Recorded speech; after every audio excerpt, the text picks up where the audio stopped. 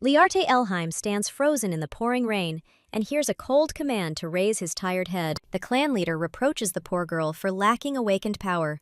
Unlike her talented brother Lian, cruel relatives found a terrifying way to enhance the boy's abilities through the death of an innocent heroine. The desperate beauty sheds tears upon hearing promises that her family will forever remember this forced sacrifice. Liarte bears the heavy burden of being the only unawakened member of an illustrious family. The rejected daughter lived as a disgrace to the family and did not receive a drop of love despite all her desperate efforts. The ruthless leader gives the command to begin the ritual, and a magic circle erupts around the victim. The young lady realizes the futility of her past hopes as she finds herself enveloped in a blinding stream of light. The frightened patriarch freezes in horror, seeing something completely impossible right before his eyes. The stunned brother watches in panic as the immense power of Elheim awakens within the doomed girl. The spirit gem shatters into pieces, blinding witnesses with furious beams of light. The frightened servants shout in panic to their master about the sudden destruction of the sacred relic. An unfamiliar voice from a vision begs a drowning girl to open her eyes and return to life. Liarte wakes up abruptly in his own bed, gasping for air. The lost lady recognizes with horror the room that was supposed to burn to the ground on the day of the execution. The resurrected heroine is completely shocked to realize the miraculous restoration of her mutilated body. The door opens, and the handsome Lian appears on the threshold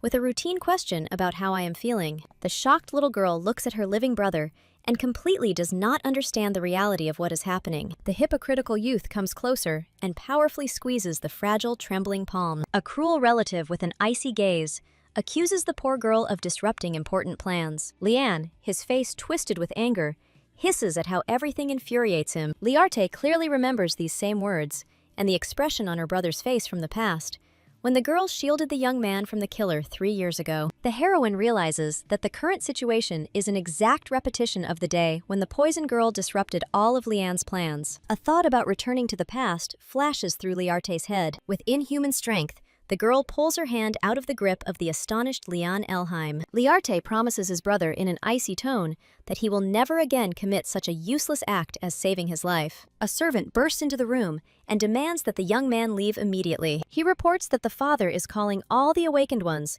because the spirit stone has suddenly started to shine. Lian says that the discussion will continue along the way and leaves with the servant. The remaining beauty feels within herself a powerful energy that was absorbed at the moment of execution. Liart is amazed to realize that the awakened power of water is seething inside. The girl concentrates her energy with trembling hands while sitting right on the bed. A transparent sphere obediently forms in the palms, confirming magical success. The reborn lady no longer wonders whether this is a blessing or a terrible curse. The determined beauty vows to break with the hated Duke Elheim forever. A young gentleman in a red bandage complains to his servant about his complete blindness. The assistant is skeptical about the chances of healing at the hands of a hostile clan. The blonde admits the need to find an awakened water mage for salvation. The boy plans to return to the emperor the strange gift he received immediately after the curse. A man shrouded in darkness promises to fulfill any wish of his future savior. The servants of the Beers clan mercilessly exterminate their enemies, leaving no one alive. Mikhail calmly straightens his clothes and reminds him of his family's bloody motto. An alarmed Elheim tries to understand the reason for the sudden appearance of a dangerous man. The blind, handsome man smiles sweetly and reports an important matter to the Duke. The cunning guest offers to leave the estate immediately if the owner so wishes. The young gentleman waves the official permission to visit right under his nose. The imperial document completely prohibits the owner of this paper from being thrown out. A cheeky guy provokes his opponent by mocking Bierce's cowardice before authority. The irritated patriarch gives in and demands to get straight to the point of the conversation. A man who suffered from the curse reveals the truth about the incurable curse that took away his sight. A cunning guest asks to allocate an awakened water mage to remove a grave curse. The Duke hints at the risk to the healer and delicately puts forward a counter condition. The clan leader sharply limits the candidate's waiting period to just 1 short month. The blonde man calmly walks down the corridor and confirms to his companion the Duke's predictable refusal. Mikhail initially did not believe in the existence of a magician capable of breaking dark spells. An attentive assistant notices a suspicious absence of servants and guards in the huge castle. Walter directly asks the master about the advisability of staying in the enemy's lair. The young man wishes to personally verify the rumors about the awakened gathered in the estate. The intrigued boy grins as he considers Elheim's words about the presence of many mages. Leader Beers finds a reason to stay and sends a subordinate to spy on the family. Faithful servant Walter is already rushing to carry out his master's spy mission. A blonde man, tormented by darkness,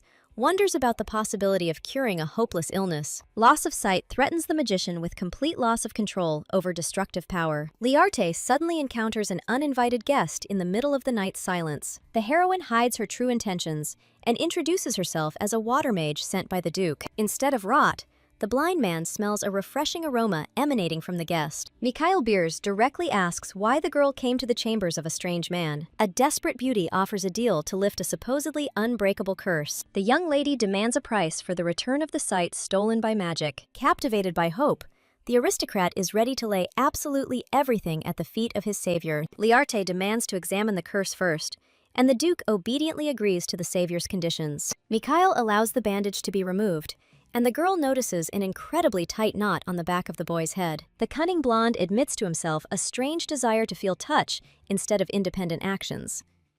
Blindness heightens the senses and makes the gentle touch of the heroine's fingers searingly bright for the guy. The blind aristocrat greedily inhales the pure scent of water emanating from the mysterious guest. The fabric falls down, revealing to Liarte's gaze the handsome face of a young man. Elheim freezes in horror, instantly recognizing traces of terrible black magic in the patient's eyes. The evil eye is bound by 7 seals, which over time only gain an unbreakable power. A surprised man asks a dangerous question about the source of forbidden knowledge within a righteous family. The sad lady avoids answering, recalling her former naive hopes of earning at least a drop of love. Liardi recalls sleepless nights reading forbidden books in the illusory hope of helping his family. A determined girl warns of the risk of total blindness and undertakes to weaken the first magical seal. Cool water obediently flows from the healer's fingers and softly envelops the man's head. The former loser, with bated breath, realizes she has absolute control over the awakened elements. The shocked patient feels the penetration of colossal power and is amazed at the level of strength of the unknown magician.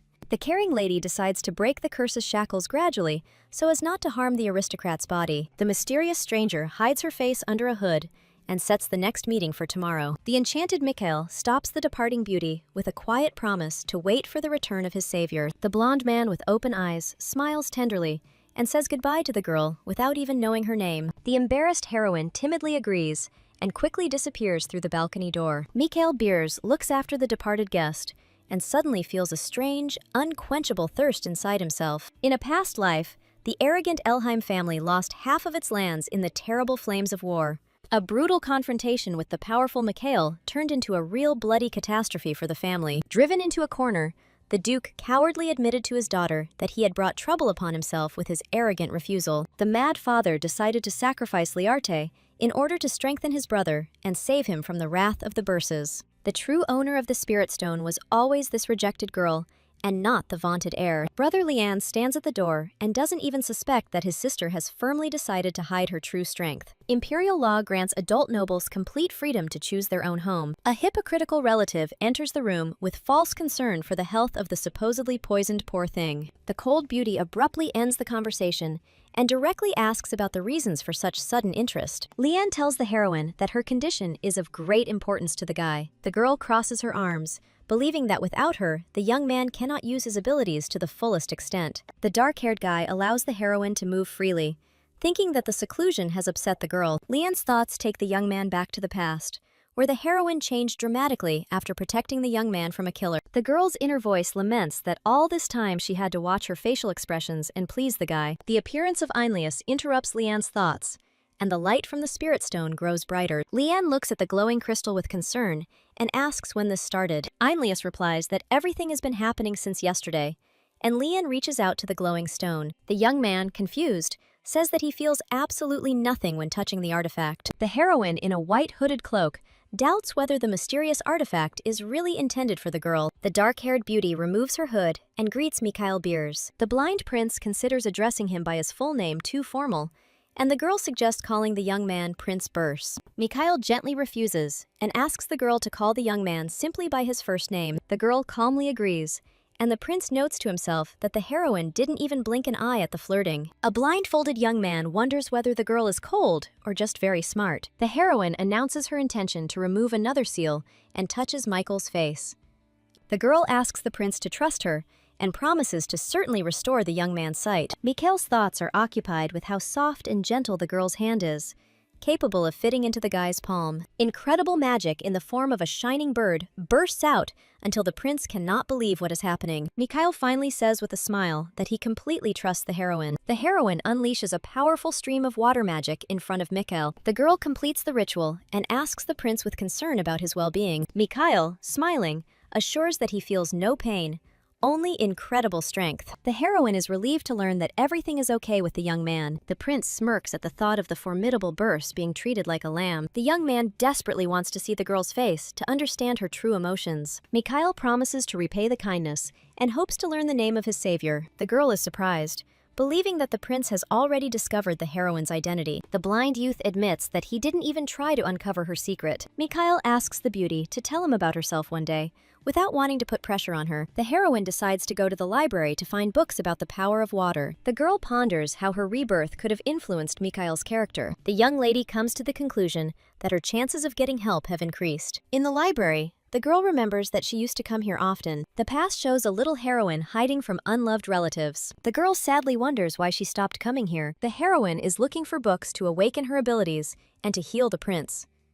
An unfamiliar young man with blue hair and a sly smile calls Liarte. The guy says the heroine's full name, Vimin Elheim, taking her by surprise. The flashback shows twins who have 3 older brothers. The heroine's memory shows 3 older brothers, Einlius, Dantharion, and Vimin. Liarte remembers how she often played with her peer Vimin as a child. The guy was a shy book lover, but one day their warm relationship changed. In the library of the past, young Huimin excitedly calls his sister to look at the find. The brother shows the girl an amazing book full of ancient, forgotten knowledge. The heroine secretly read forbidden books with Huimin, wanting to become useful to the family. The angry father finds his children and menacingly asks who brought these books into the house. A frightened Huimin babbles that it wasn't him when his father demands an answer. The boy points at his twin sister in fear, betraying her. Vimin screams in horror that all the forbidden books belong to Liarte. The Duke knew perfectly well about his daughter's innocence, but still decided to punish the girl. The father uses his water power,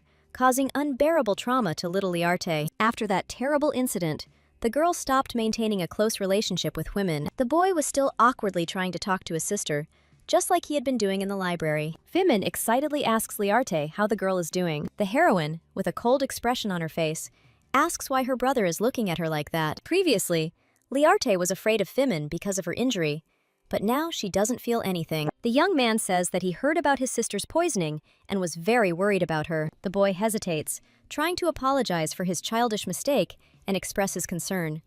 Liarte mercilessly cuts off his brother, accusing him of selfishness and a desire to get rid of guilt. Liarte accuses his brother of shifting all the blame onto the girl in order to maintain his ideal image. The girl declares that it is too late to apologize because the heroine does not intend to accept them. Vimin desperately grabs his sister's hand, but Liarte suddenly pulls away. The heroine contemptuously advises her brother to continue living like an ideal child, calling the guy a hypocrite. Mikhail reflects on the results of the investigation and doubts that the spirit stone in Elheim simply got out of control. Mikhail's assistant confirms the information, but the prince demands evidence that was obtained at the risk of his life. The subordinate understands that his words have no effect on the young master, and nothing can be done.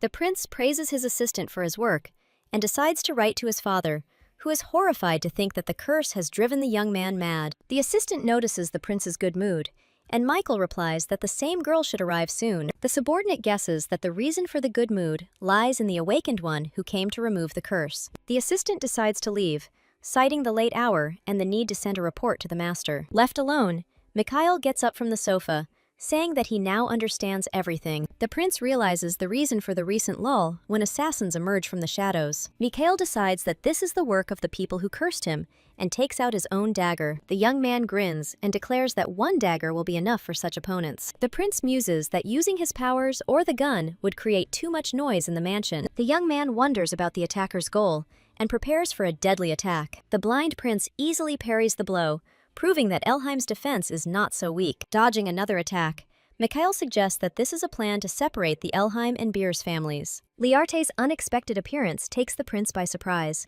and the young man asks the girl to wait outside while he finishes cleaning. The mercenaries suddenly freeze in place, enveloped in a mysterious glow. A powerful stream of water magic emanates from Liarte, creating a barrier around the girl and Mikhail. The heroine asks about the prince's well-being, and the embarrassed young man reminds her of the request to wait. The girl takes Mikhail by the hand, claiming that the young man was in danger. Liardi notices a cut on the prince's cheek and promises to take care of the wound later. Mikhail is amazed that the girl thinks only about his well-being, ignoring the smell of blood. The heroine's actions exceed all the prince's expectations, confusing the young man's heart. Thanks to the girl's intervention, the situation becomes much easier because the enemies are immobilized. Liarte asks the prince to stand behind the heroine, intending to deal with the rest. Mikhail tries to stop the girl, but she unleashes power, turning the killers into dust. The shocked prince asks what happened, and Liarte denies using his power. The girl suggests that this may be ancient magic and not an ordinary curse. The heroine admits that she does not know the source of the magic,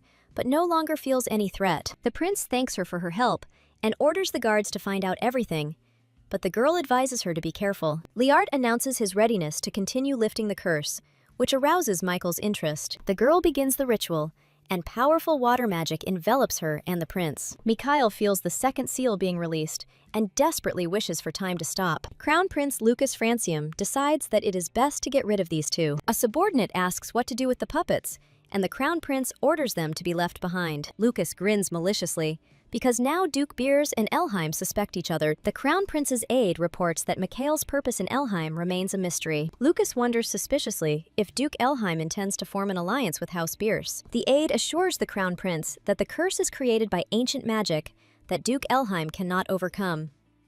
The Crown Prince's inner voice confirms that it took a lot of effort to create this curse. The only threat to this plan could be Liane Elheim. The Crown Prince decides to send a letter with the intention of visiting Elheim, using Princess Ninian as a pretext. At the Elheim estate, they discuss the state of the Spirit Stone, which has begun to pulsate like a heart. Enlias smiles and declares that awakening is near, and it's all thanks to Liane. Father reminds Liana of her imminent coming of age and the need to start looking for a wife. Einlius interrupts the conversation, showing a letter from the Crown Prince with news of an imminent visit. Apparently, the Crown Prince wishes to arrange an engagement between Liane and Princess Ninian. Liane coolly reflects that Ninian is not a bad opponent. A flashback reveals that Princess Ninian had been in love with Liane since childhood, making her an easy opponent. In Liane's mind, it is much easier to deal with Liardi than with Princess Ninian. However, now the girl looks unfamiliar and more distant than anyone else. Einlius asks his brother if the young man is against the engagement, and his father is already ready to set the date. The Duke decides to organize an event to welcome Mikhail Beers and invite the royal family. Liane, smiling,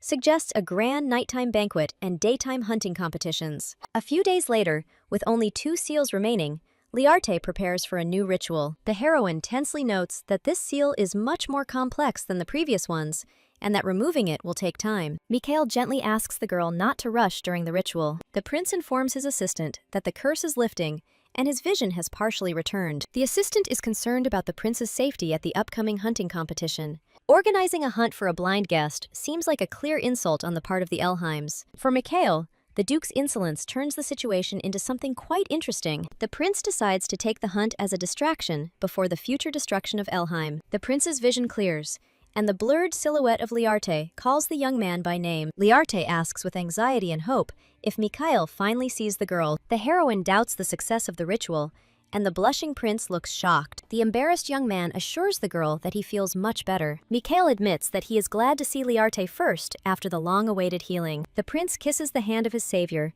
declaring the eternal debt of the Burst family. Mikhail believes that the curse will be completely lifted and promises to free the girl. The young man is ready to fulfill his previously made promise and fulfill any wish of the heroine. The girl's main desire is to avoid the terrible fate that awaits her. The heroine understands that she can't cope alone, but with Michael's help, there is a chance. Finally, the girl says the name, Liarte Elheim, the shame of a great family.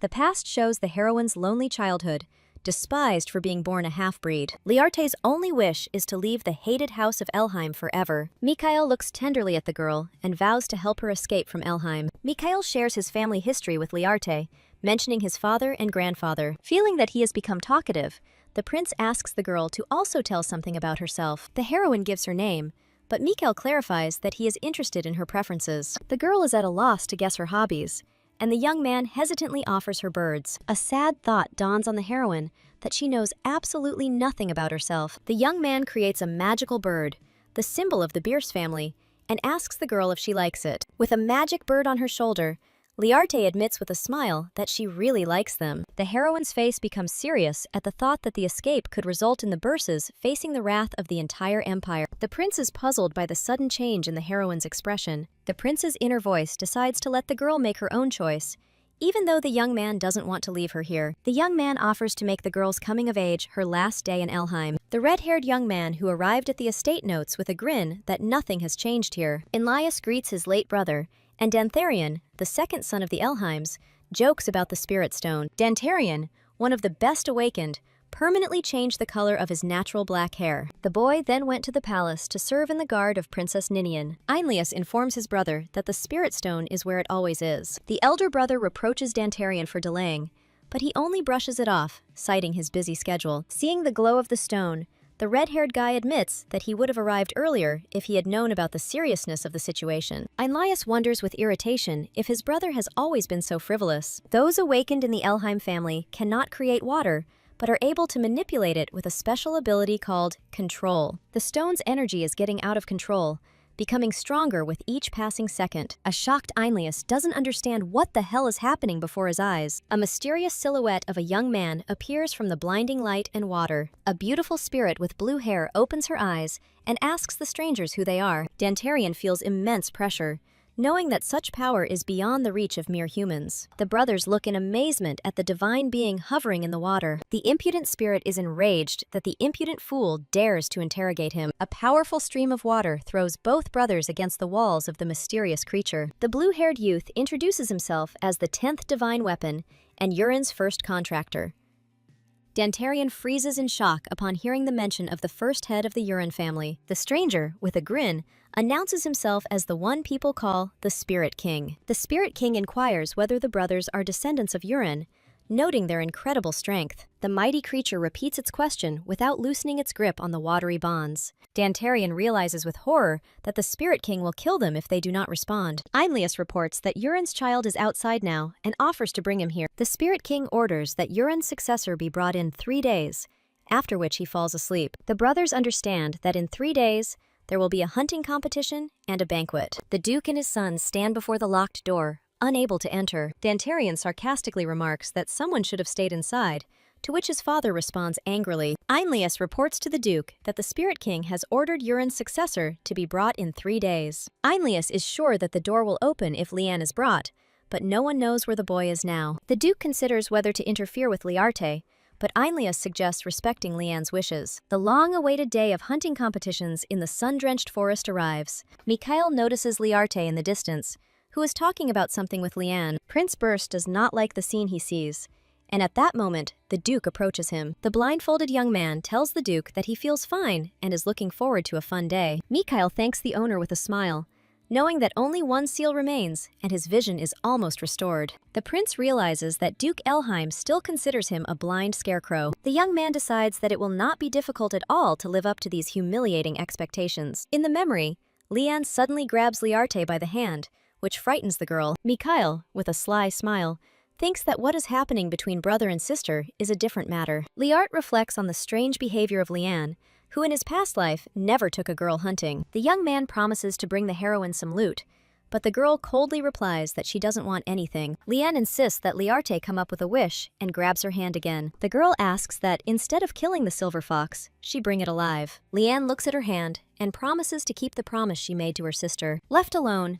Liarte cannot understand Liane's motives, which she dreamed about so much in the past. Mikhail's sudden appearance interrupts the girl's thoughts, and the young man looks at her with a smile. The heroine asks in surprise how the prince found her, and the guy replies that he just came here. In fact, Mikhail admits that he followed the refreshing scent of Liarte, which was carried on the wind. Mikhail is concerned about the girl's eyes, and then notices marks on her hand, suggesting that Liarte was in pain. The girl brushes it off, saying that she is used to this, but Mikhail asks Liarte not to get used to pain. The prince looks at the heroine tenderly and says that he does not want the girl to get used to pain. The heroine asks why the young man came, and Mikhail answers with a smile that he just wanted to see the girl. Liarte, illuminated by the sun, admits with a sincere smile that she is glad that the young man has arrived. The embarrassed prince jumps up and awkwardly suggests that perhaps it's time for them to go. The girl asks Mikhail if the young man will come to today's banquet, and her gaze becomes thoughtful. A memory emerges where Leanne orders Liarte to come to the banquet after the hunting competition. Mikhail happily agrees,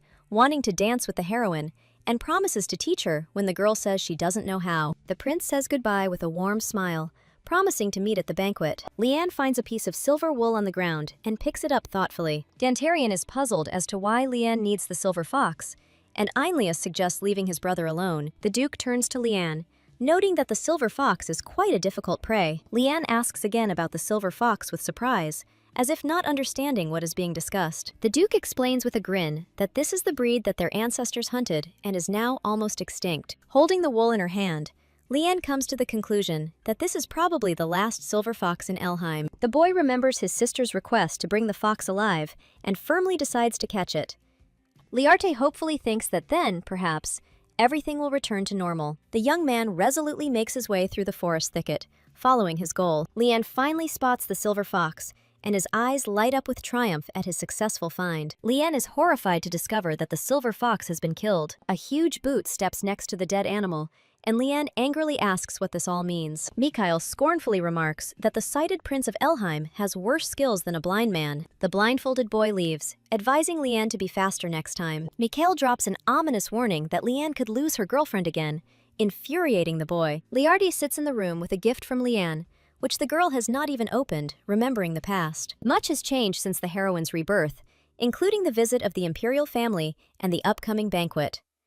These events should not have happened, and the girl does not understand why the future has changed so much. There is a beautiful dress in the gift box, and Liarte wonders if an ordinary princess would like it. In the reflection, the heroine sees herself in the past, with uncut hair and in an old, faded dress. The realization that the girl's face is 3 years younger seems ridiculous and impossible. Liarte clasps his hands, determined to write his own future with his own hands. It's evening after the hunt, and a luxurious carriage drives up to the palace under the starry sky. The beautiful Princess Ninian waves her hand enthusiastically, greeting Prince Lian. Ninian happily hugs Lian's hand, exclaiming how long it has been since they saw each other. Lian greets the princess with restraint as she continues to hold on to the boy. The Elheim brothers note with disappointment that the princess did not even greet them. Ninian teases Dantarian about his hair color, and he sheepishly agrees. Einlius respectfully greets the arriving Crown Prince Lucas, who has not seen him for a long time. The Crown Prince mentions the gift he received and inquires about the hunting competition that took place today. Einlius reports with a strange smile on the successful completion of the hunting competition. Crown Prince Lucas notes with suspicion the strange expression on his interlocutor's face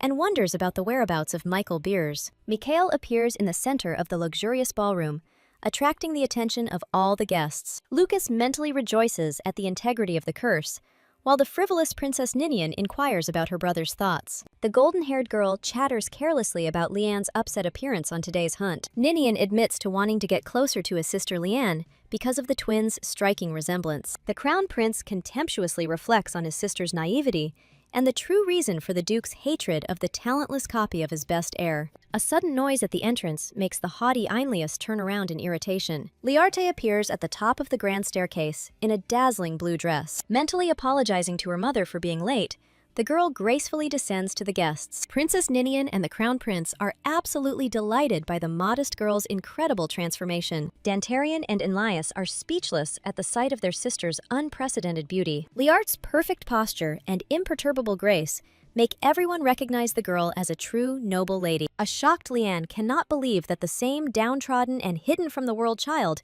is standing in front of the crowd. Memory throws up images of the past to the young man, where a rejected girl vainly begged a cruel family for love. Now, in the eyes of her grown-up sister, Lian sees only a scorching, icy cold. Mikhail gallantly extends his hand to the beautiful lady, offering the first dance. The blind prince gently invites Liarte onto the dance floor, while Lian watches in horror from behind her opponent. Mikhail's mocking warning about the risk of losing the girl forever due to delay pops into the dark-haired brother's mind. Liarte accepts Mikhail's invitation with a joyful smile and places his hand in the young man's. Mikhail compliments the girl and suggests that he once liked her. Crown Prince Lucas watches the dancing couple, and Liarte reminisces about the royal family's past. In a past life, assassins attacked the banquet, and Mikhail lost his sight due to a curse. The girl realizes that behind all these events is the royal family, using ancient magic. Liardi understands that today's visit is only needed to check the integrity of the curse. The heroine asks Mikhail if they can dance like this openly in public.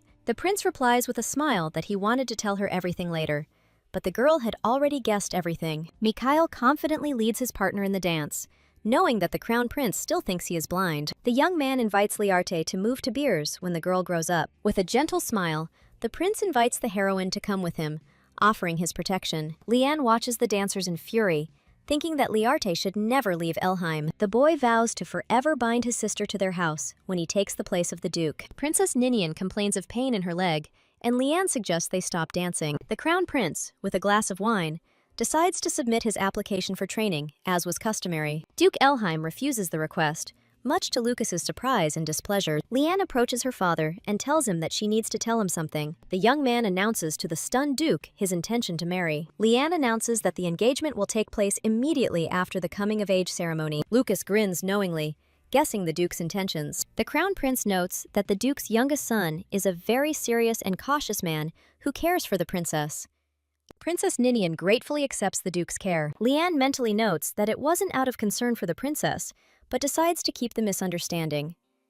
The dark-haired boy realizes that there is a reason to carry out the coming-of-age ceremony faster. Clenching her fist, Liane decides to use her power to prevent Liarte from leaving. Liarte finds herself in a room where she hasn't been for a long time, in the place where her father taught her discipline lessons. Flashbacks show a small, frightened girl standing in front of her stern father. The duke angrily scolds Liarte for yesterday's dance with Prince Burs. The father demands excuses, but the girl coldly asks if they are necessary. Liarte asks defiantly if there is a problem with her dancing with Prince Burs. The duke looks in bewilderment at his changed daughter, who had always been withdrawn. The enraged father accuses the girl of rebellion, knowing about the family's hatred for the birth family. The duke declares that he has no intention of treating Liarte as his daughter because she is Elheim.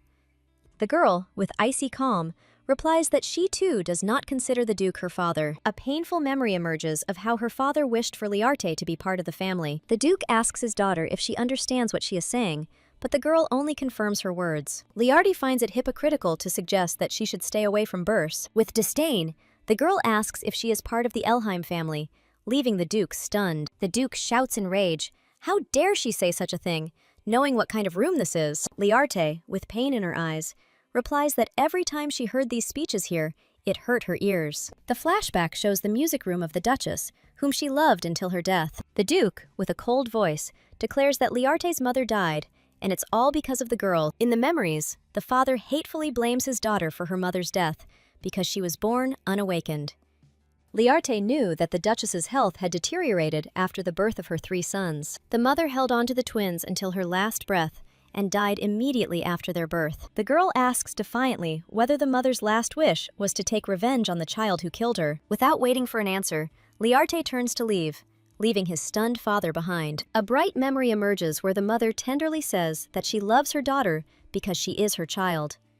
The duke thinks with bitterness that his wife died because Liarte was born unawakened. The father painfully realizes that this is why this child will never become part of the Elheim family. The duke is convinced that Liarte will never awaken, while the Spirit King awakens in the water. The final seal is completely removed, and Mikhail looks at Liarte with gratitude. The young man notices that the girl looks unwell and asks with concern what happened. Liarte admits that she was in the disciplinary room, and Mikhail's gaze turns icy. The prince sees no marks on the girl, but hopes that she was not the target of a beating. Mikhail tenderly invites the tired heroine to rely on him. The girl trustingly cuddles up to the young man, and he hugs her back. Mikhail can't believe that Liarte opened up to him for the first time, showing her vulnerability. The prince praises the girl and says that she should not try to impress those who do not respect her. The young man asks with a serious look if he can find out what Elheim's people did to Liarte. The heroine looks at the prince, not knowing where to begin the story of her suffering. Liarte begins his story with the first memory, holding the prince's hand. The girl remembers how, as a very small child, she woke up alone in front of a snow-covered house in the mountains. They simply abandoned her, making sure that there was enough food to last for some time, and there was no one around. After a long time, they returned for the heroine, but only to use her as a tool to suppress Liane's abilities. Liarte bitterly admits that perhaps it would have been better to stay in that house. The girl talks about how hard it was to live in constant fear of undeserved anger and ridicule. Despite everything, the heroine tried very hard to make her family love her and wanted to become their happiness.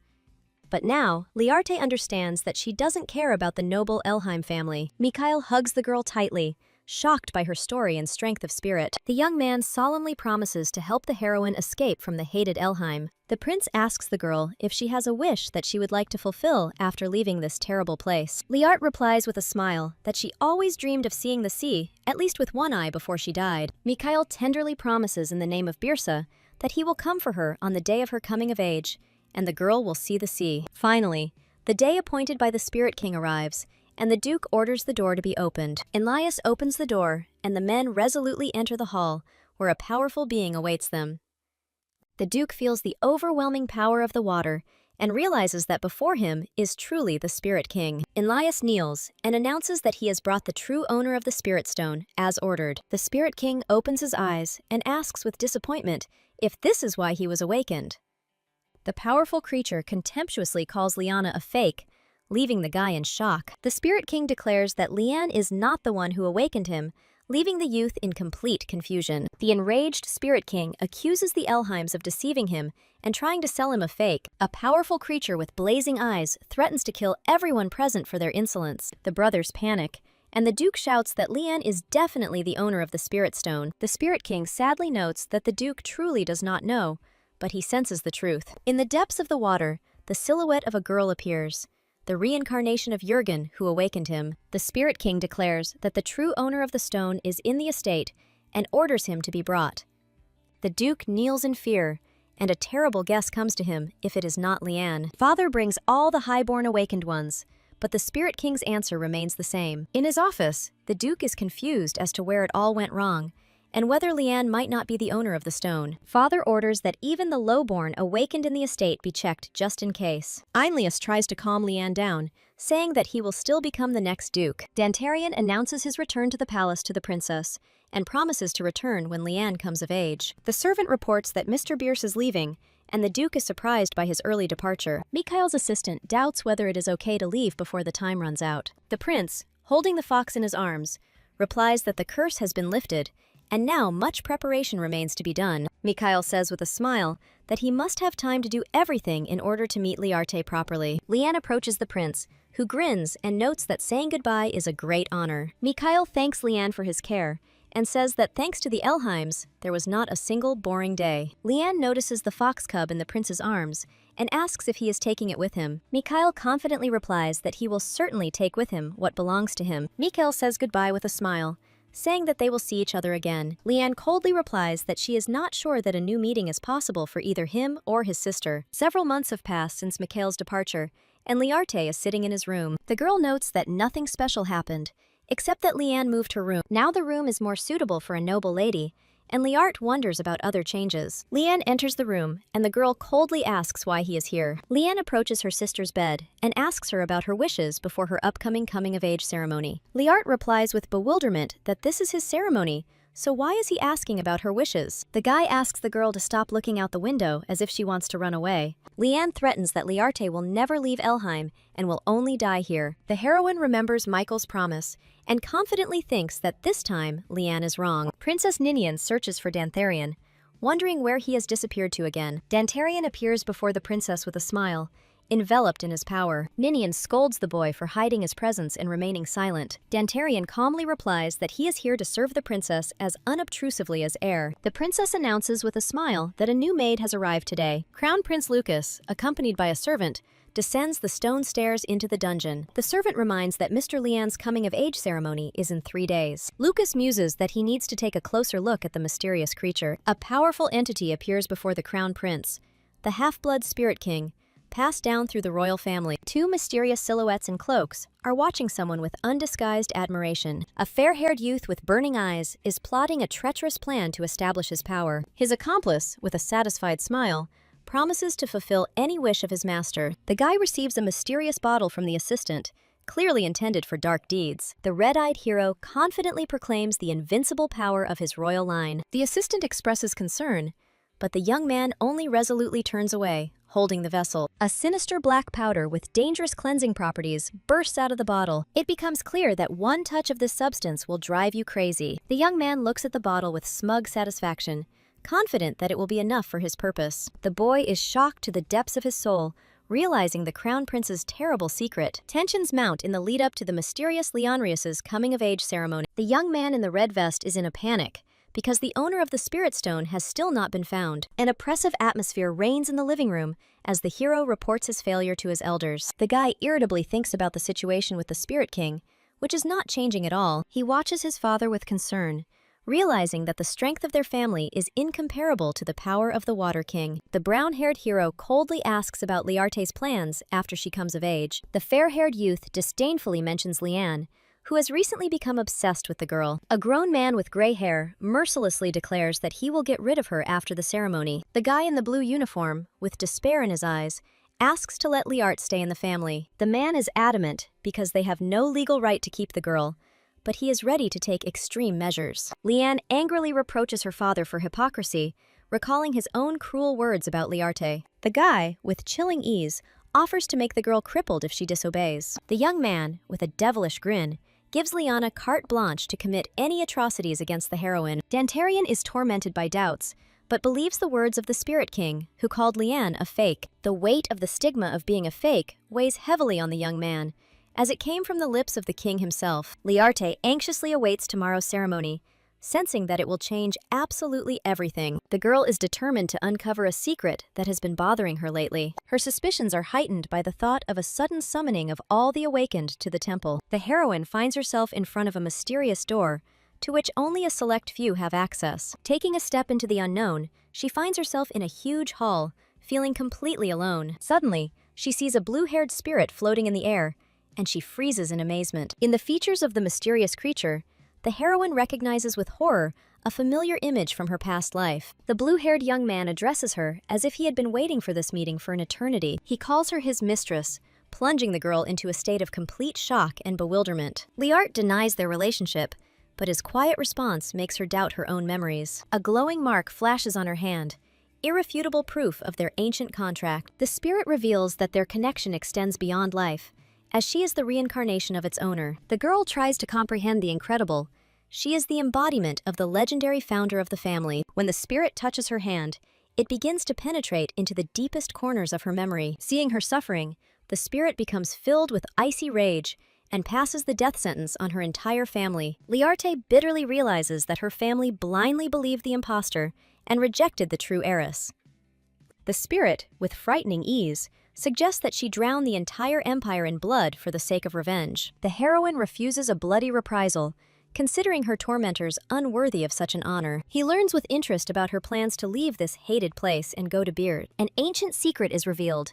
The spirit is bound by a powerful seal that he himself once created. His departure threatens to upset the delicate balance, as the seal on the Spirit King could weaken. Hearing a strange voice, the girl looks around in panic, afraid that they were overheard. The spirit decides to interrupt the meeting, promising to reveal all the cards when the right time comes. With sadness in his voice, he says goodbye, sincerely wishing her to find happiness in her new life. Liarte looks at the fading light with confidence, knowing that this is far from their last meeting. Having disappeared, he mentally swears that her offenders will regret their fateful decision. The day of the ceremony arrives, and the luxurious hall fills with guests in anticipation of the main event. The white-haired boy is surprised to notice Liarte's presence at her twin brother's celebration. Liane, with a smug smile, declares that this day belongs to both of them as twins. His brother Huaming is concerned that the girl is being escorted as if she were a dangerous criminal. The hero dismisses his brother's concerns with cold indifference, considering them empty words. Huaming tries to appeal to his reason,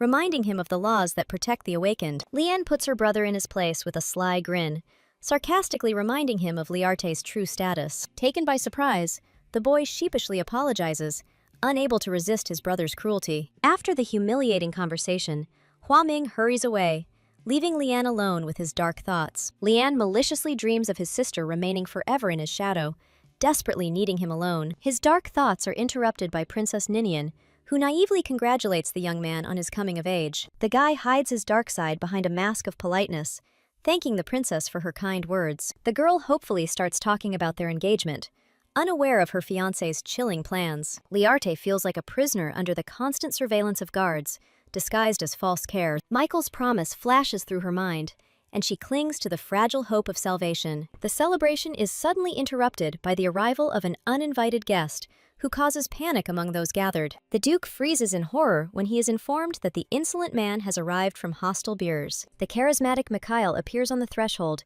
with a cheeky smile, declaring that he is not late at all. The Emperor notices with alarm that the blindfold that held back the curse has disappeared from the young man's eyes. Father Liarte is furious when he recognizes the hated Michael Beers in the uninvited guest. He angrily attacks the guy, demanding an answer for the brazen invasion of his territory. Mikhail calmly retorts that he only came to pick up what he once left here. Liane looks at her opponent suspiciously, trying to figure out what forgotten thing he is talking about. Ignoring the threats, the young man extends his hand to Liarte, inviting her to leave with him. The heroine is stunned by his appearance, but he only smiles softly, apologizing for the long wait. A sudden burst of water magic throws Michael back, preventing him from even touching the girl. Liane, surrounded by the force of the elements, steps in front of his opponent, his face contorted with possessive rage. He looks at the stranger with disdain, claiming his indisputable rights to his sister. A deadly threat flashes in Liane's eyes, and he unhesitatingly promises to kill anyone who stands in his way. Mikhail calmly takes on the full force of the water element without flinching for a second. One of the guests watches the fight in horror,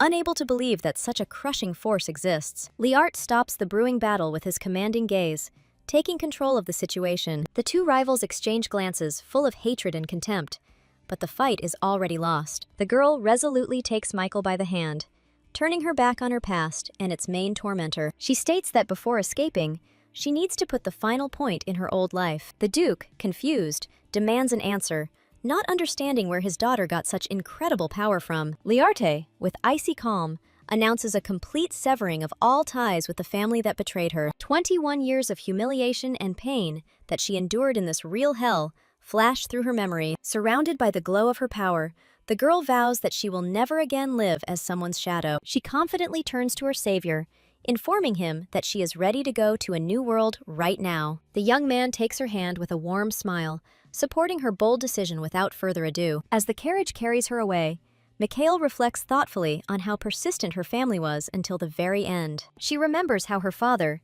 having lost all his pride, almost begged her on his knees to stay. Someone's words about how she will shine even brighter away from fools echo in her thoughts. The heroine looks out the window, still unable to believe that the nightmare is finally over. Mikhail gently removes a strand of her hair, causing the girl to look at him in surprise. With a gentle smile, he promises to help her heal from all the wounds inflicted in Elheim. Their journey comes to an end, and the coachman's voice announces their arrival at their destination. Liarte sees a breathtaking view of the sea in the rays of sunset, symbolizing the beginning of a new life. Liarte, with a sincere smile, sees in the sea not just beauty, but long-awaited freedom. Even when night falls, the girl cannot take her eyes off the sea, enchanted by its vastness. The heroine delightedly admits that reality surpassed all the fairy tales she had ever heard. Her sincere gratitude takes Michael by surprise, touching him deeply. A mutual confession of longing for each other becomes an unspoken promise to never part again. His words sound like a vow, promising her a future filled with light and happy moments together. Left alone,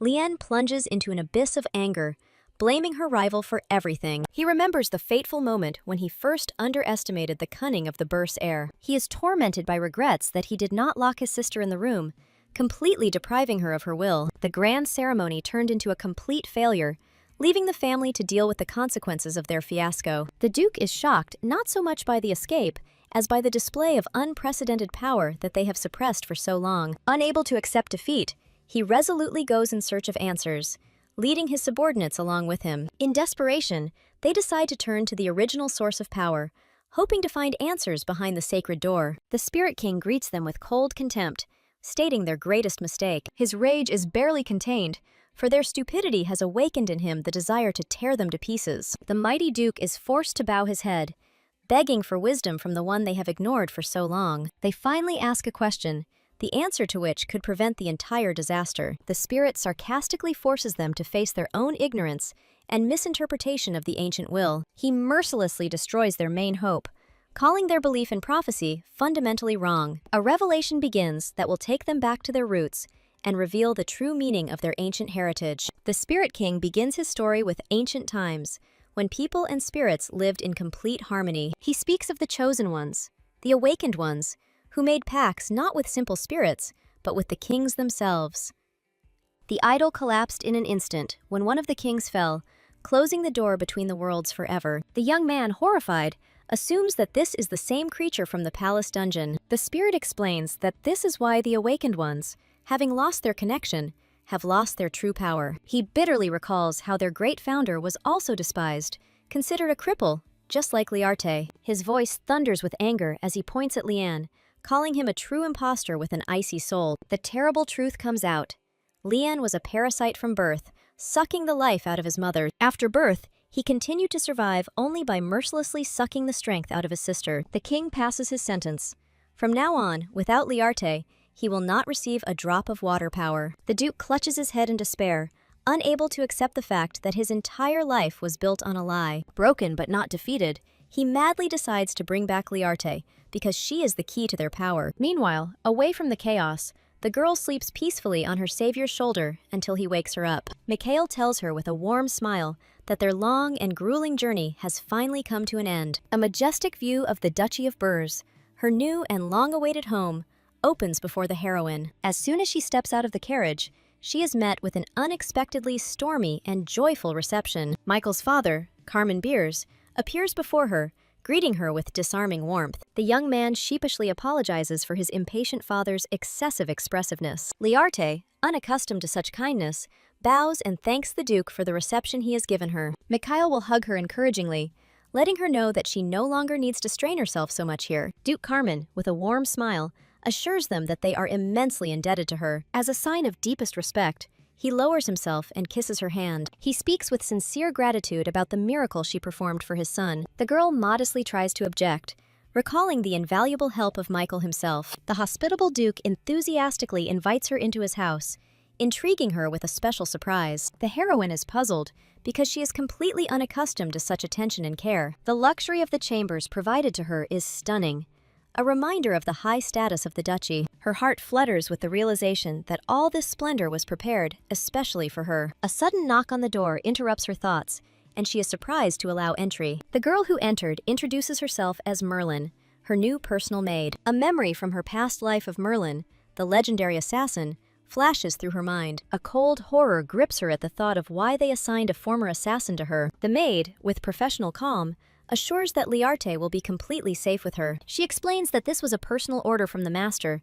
who wanted to ensure her protection. Understanding her true motives, the girl accepts her help with relief and decides to trust her. Merlin offers to help her change her clothes, because her owners are already waiting for her in the garden. In the garden, the Duke waxes philosophical about the futility of raising children in a conversation with his son. Mikhail agrees with a cheeky grin, teasing his relaxed father. Their conversation is interrupted by the appearance of a transformed Liarte in an elegant new outfit. The girl politely apologizes for being late, still feeling a little awkward. Duke Carmen, with fatherly care, seats Liarte at the table, showing her respect. Without knowing her preferences, they prepared a whole feast for the girl, stunning her with unprecedented hospitality. Noticing her silence in front of the table with sweets, Mikhail anxiously asks if she is happy with everything. Her bitter admission that she doesn't know how to eat these sweets strikes men to the depths of their souls. With a charming smile, the girl asks to be taught, ready to discover a new world of tastes. The young man, with a warm smile, promises to be her patient mentor in this sweet adventure. He himself feeds her with a spoon the first piece of cake in her life,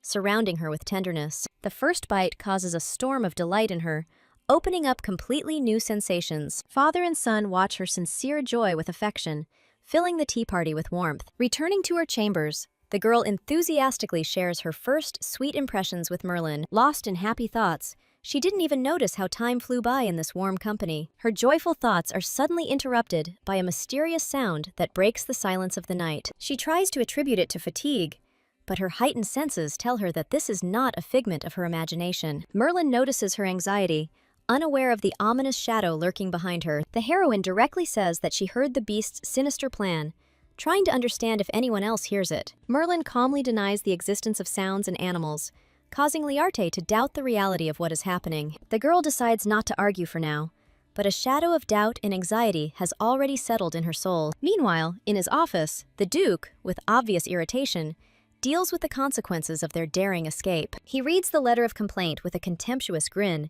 anticipating the next steps of his enemies. It becomes clear that her former family and their allies are not going to let the most powerful awakened in history go so easily. Duke Carmen, with a sly smile, ponders how they should respond to the Crown Prince's intervention. His loyal assistant reveals the true motives of the Crown Prince, who is eager to bring about the downfall of their family at any cost. Carmen, with a confident grin, predicts the enemy's next move, a marriage proposal to Liarte.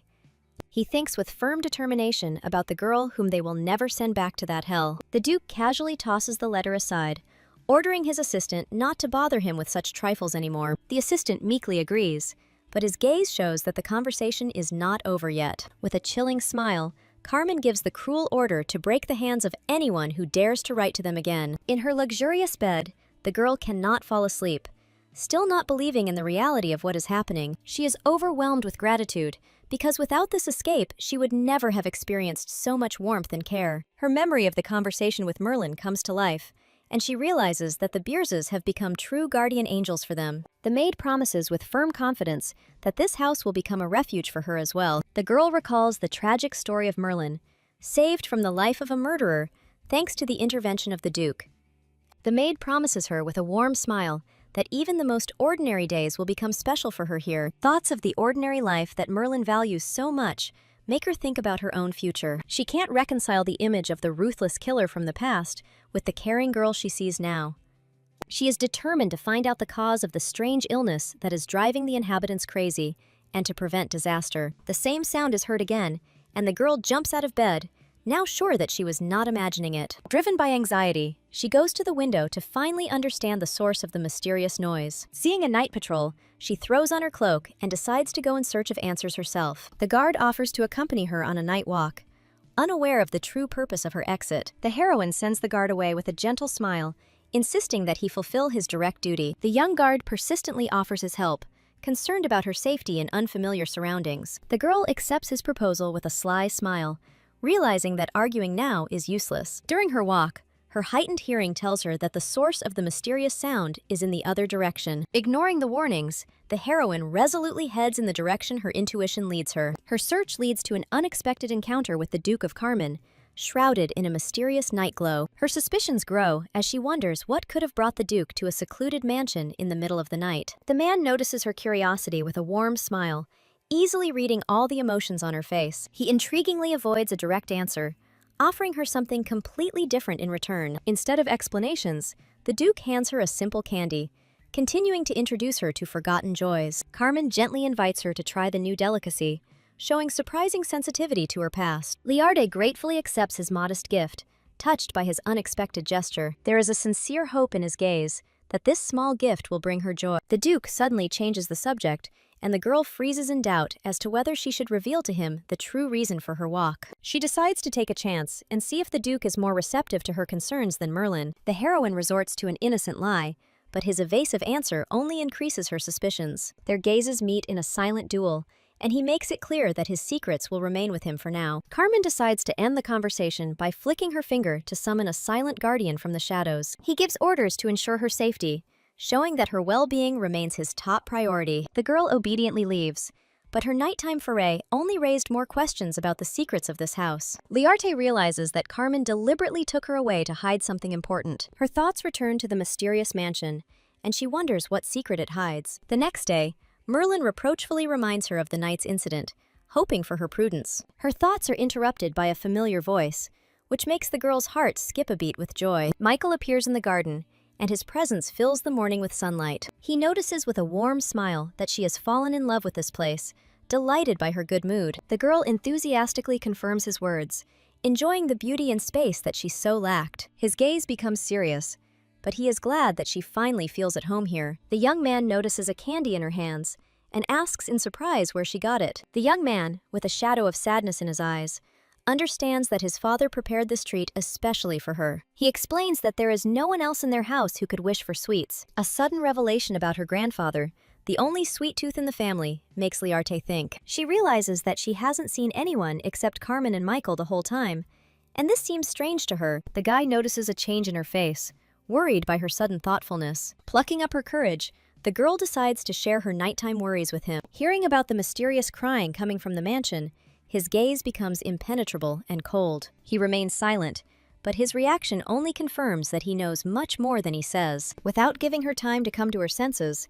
he decisively takes her hand and leads her along. Merlin panics and tries to stop him, begging him not to take the girl to this dangerous place. Mikhail, with an offended voice, reproaches the servant for her distrust, making it clear that he himself will protect Liarte. The maid desperately asks for forgiveness, admitting her stupid mistake. The noble young man reassures Liarte, promising to make sure that Merlin has no reason to worry. A guy with a charming smile invites a girl to go with him, and the heroine shyly agrees. The young man takes Liarte to an old mansion, intriguing her with an upcoming surprise. Before entering the ominous room, the hero asks the girl to promise to hide behind his back in case of danger. Inside the room, Liarte is overcome by a freezing cold, and the girl anxiously thinks about what horror is lurking in the darkness. Noticing the heroine's fear, the young man gently reassures Liarte, assuring her of his protection. Words of support make the girl smile gratefully at her companion. Suddenly, Liarte's gaze freezes in horror when the heroine sees something completely shocking. A terrifying picture appears before the girl's eyes.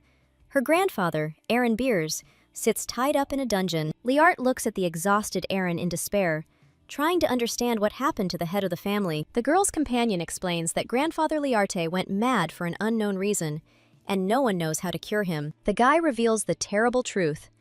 Aaron was supposed to be killed, but his father ordered that the unfortunate man be simply locked up. Liarte notices with horror the bloodshot eyes and animal-like fangs of his grandfather. Memories take us back to the first war unleashed by the Beers family, which brought a crushing defeat to the imperial family. At the center of those events was the legendary Michael Beers, nicknamed the Demon of Battles and a terror to his enemies. When everyone had lost hope of stopping Michael, the young Crown Prince proposed his own cunning plan. The Crown Prince took out a vial of mysterious black powder, intending to use it against the demon. This powder turned out to be a cursed substance that turns any person into a merciless beast, devoid of reason. The Crown Prince's plan failed, and it later became clear that only an awakened person could remove this poison from the body. Liarte recalls with horror that in his past life, the only owner of the black powder was the Crown Prince. The girl's companion comes to a chilling conclusion. The Crown Prince is to blame for Aaron Bierce's madness. A distraught Aaron lets out a wild, inhuman scream, full of pain and rage. The young man hugs the frightened Liarte tightly, protecting the heroine from the horrific sight. A guard named Hans comes running to the noise, apologizing for leaving his post, but the young man calms his subordinate down. Hans and his partner look with relief at the young master and Liarte, glad that they are safe. The boy irritably scolds the servants for their inappropriate curiosity, ordering them to greet Liarte properly. Hans and Andre bow respectfully before the girl, greeting their new mistress. The red-haired young man introduces himself as Hans with a smile. The black-haired guy with green eyes says his name is Andre. Two servants announce that they serve Master Aaron. The hero turns to Liarte with concern, noticing how pale the girl turned after what she saw. Liarte tries to hide her fear behind a weak smile, assuring that she was just a little scared. The young man's thoughts return to the terrible realization that the Crown Prince had used the cursed powder on Aaron. It becomes clear that for this insidious plan, the Crown Prince needed someone whom Aaron trusted implicitly. In his chambers, the Crown Prince is angry that the awakened one ended up on the Beerce's side, rather than being lured to his side.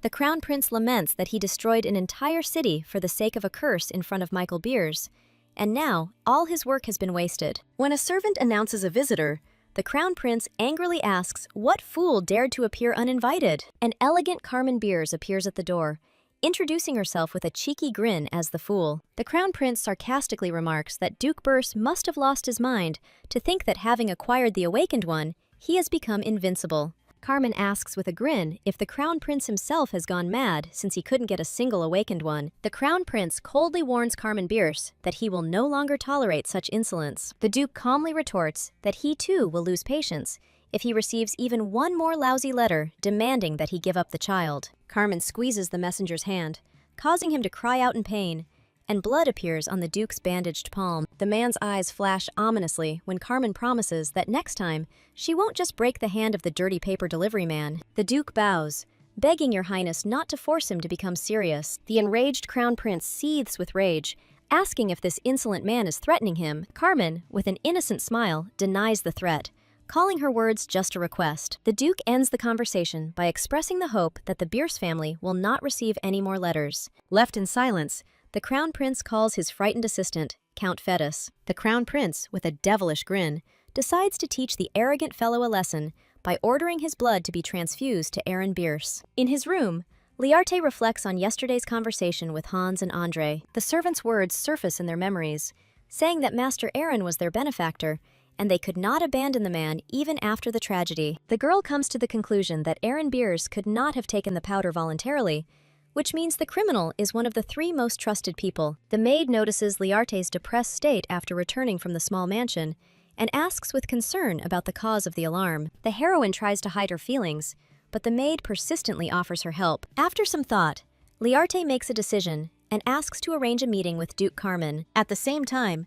Carmen stands in front of her tied-up father Aaron and coldly greets her parent. The Duke takes out his pistol, bitterly declaring that today he must kill his father, ending the long delay of the inevitable. Carmen lowers her weapon with regret, realizing that she will not be able to commit this terrible act today either. Duke Carmen notices the unexpected guest and says with surprise that the little guest has come to visit. Liarte greets the Duke politely, explaining that she disobeyed Marilyn and came to tell him something important. Carmen smiles and realizes that Marilyn had a hard time because the maid was told not to let anyone in. The girl, looking at the gun in the man's hand and at the tied-up Aaron, insistently says that she must have time to tell everything before it's too late. Gathering her courage, the heroine makes a shocking statement. Liarte can cure madness. Carmen is stunned by this confession, and then the girl hopefully asks if the Duke trusts her. The man closes his eyes in relief, assuring them that he completely trusts their benefactor. Liarte's smile brightens, and she thanks Carmen for her trust. The Duke tries to stop the girl, warning her of danger, but Liarte confidently replies that everything is fine. A bright blue energy envelops the heroine, who calmly asserts that there is no danger here. Liarte recalls how, in a past life, Elheim discovered a way to neutralize the black powder using the powerful energy of an awakened being. The healing power is directed towards Aaron, and the girl explains that this healing will happen gradually. The suffering on Aaron's face turns to peace under the influence of the magical light. Liarte tells Carmen that she has invested the energy of water, so everything will be fine with the former Duke today. The Duke, amazed, asks incredulously if this madness can really be cured. Carmen still can't believe what she saw and asks Liarte to explain how this is possible. The girl says that she knew awakened ones who turned into wild animals, and then the Duke demands an answer as to how she knows all this. The heroine reveals the main secret. Only a strong awakened one can heal from the curse of the black powder. Liarte assures that she did everything in her power to help the former head of the family. Carmen asks, with a glimmer of hope, if this means he won't have to kill his father anymore, and Liarte firmly answers yes. Liarte asks Carmen to keep everything that happened a strict secret from the others. The Duke says, with a knowing smile, that Liarte must have noticed something was wrong too. Carmen comes to the horrific conclusion that Andre, Hans, or Marilyn poisoned his father. The girl admits that she has not yet identified the spy, and Carmen warns her of the danger, agreeing to act secretly for now. The man, with a warm smile, declares that Liarte knows more about madness than anyone else, so the Duke will completely submit to her will. Carmen explains that she won't be able to accompany the girl every time, but she won't allow her to come here alone either. The next day comes, and Liarte goes back to the ominous tower to continue his treatment. At the foot of the stairs, a young man meets the girl, extending his hand and asking her to be careful. The heroine understands that before her stands that same trusted knight, Michael,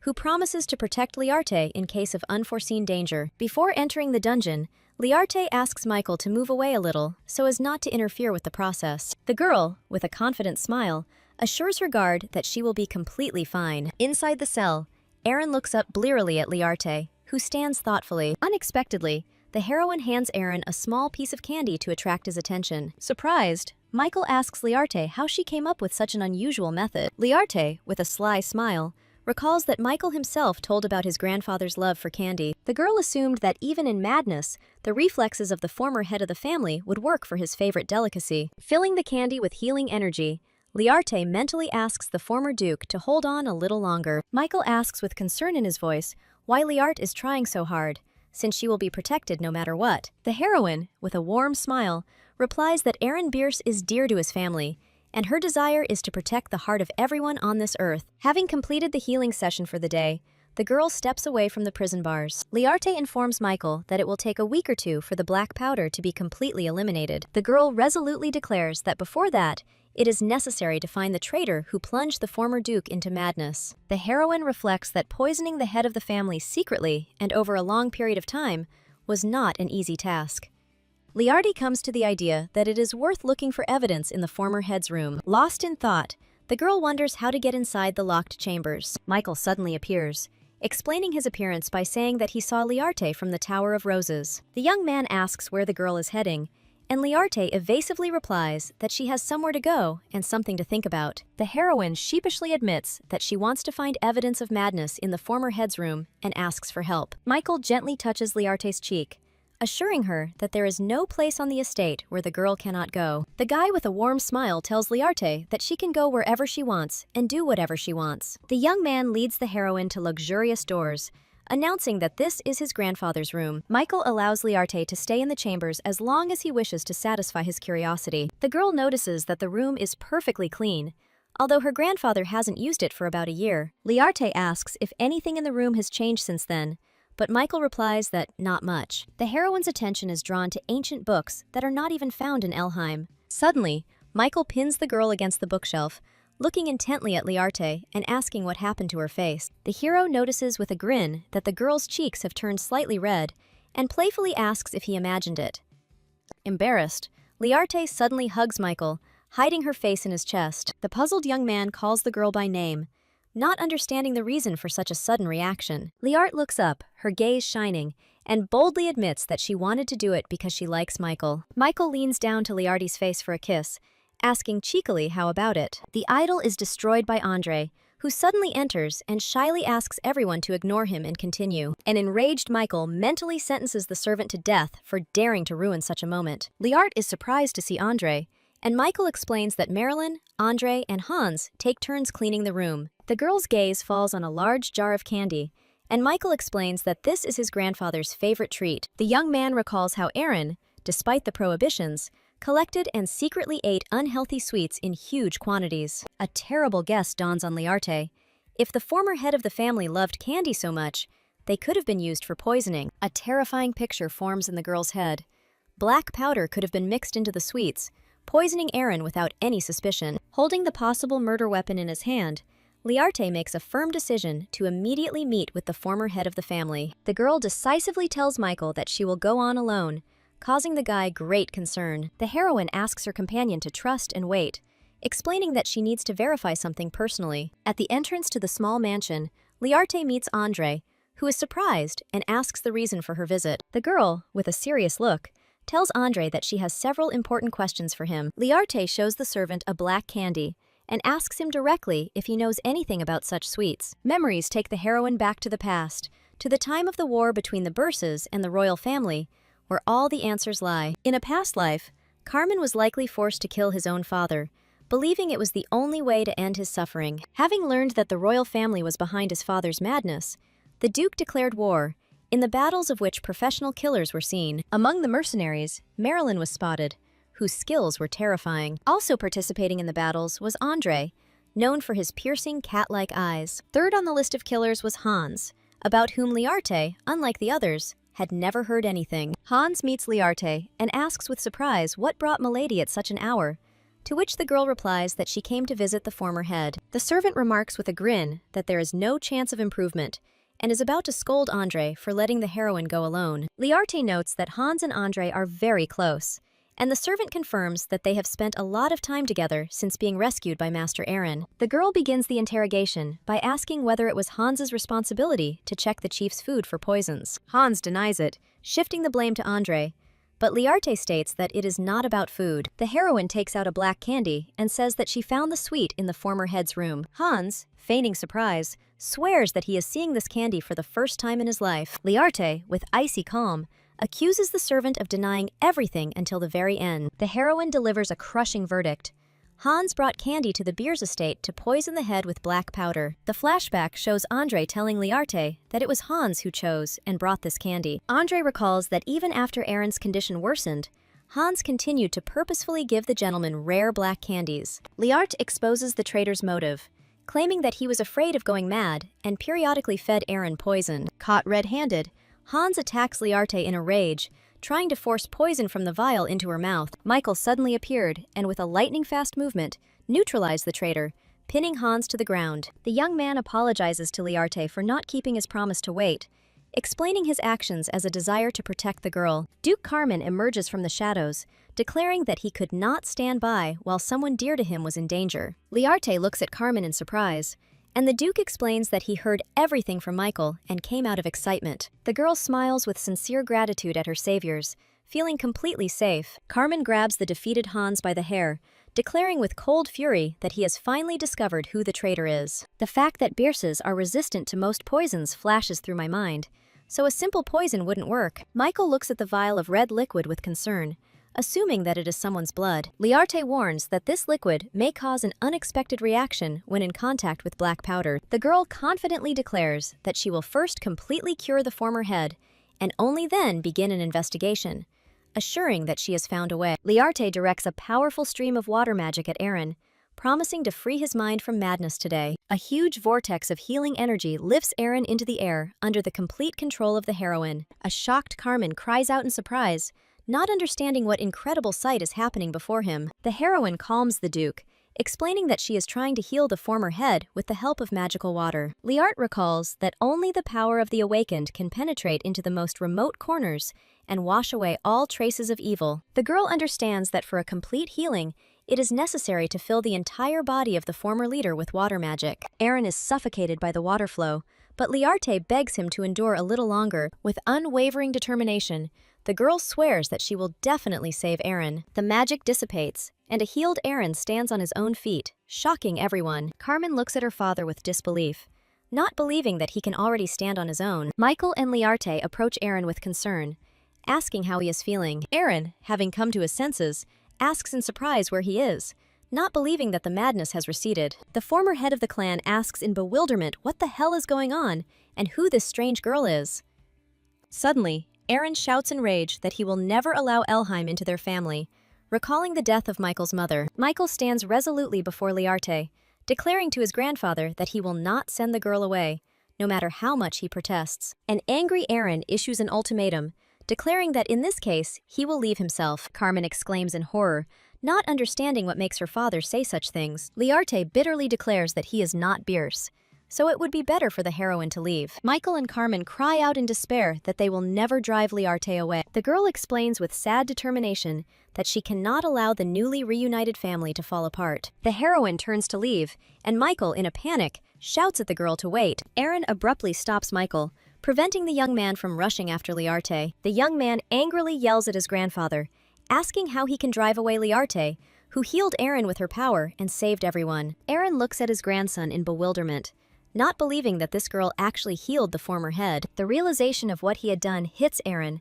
and the man covers his face with his hand in despair. Liarte, alone, reflects that the former leader's hatred towards her is quite natural. The memory of the long-standing feud between the Elheim and Birs families comes to mind, which cannot be changed by anything. Tears of despair roll down the girl's cheeks at the thought that the heroine again has nowhere to go. Michael hugs the crying Liarte tightly, begging the girl not to leave.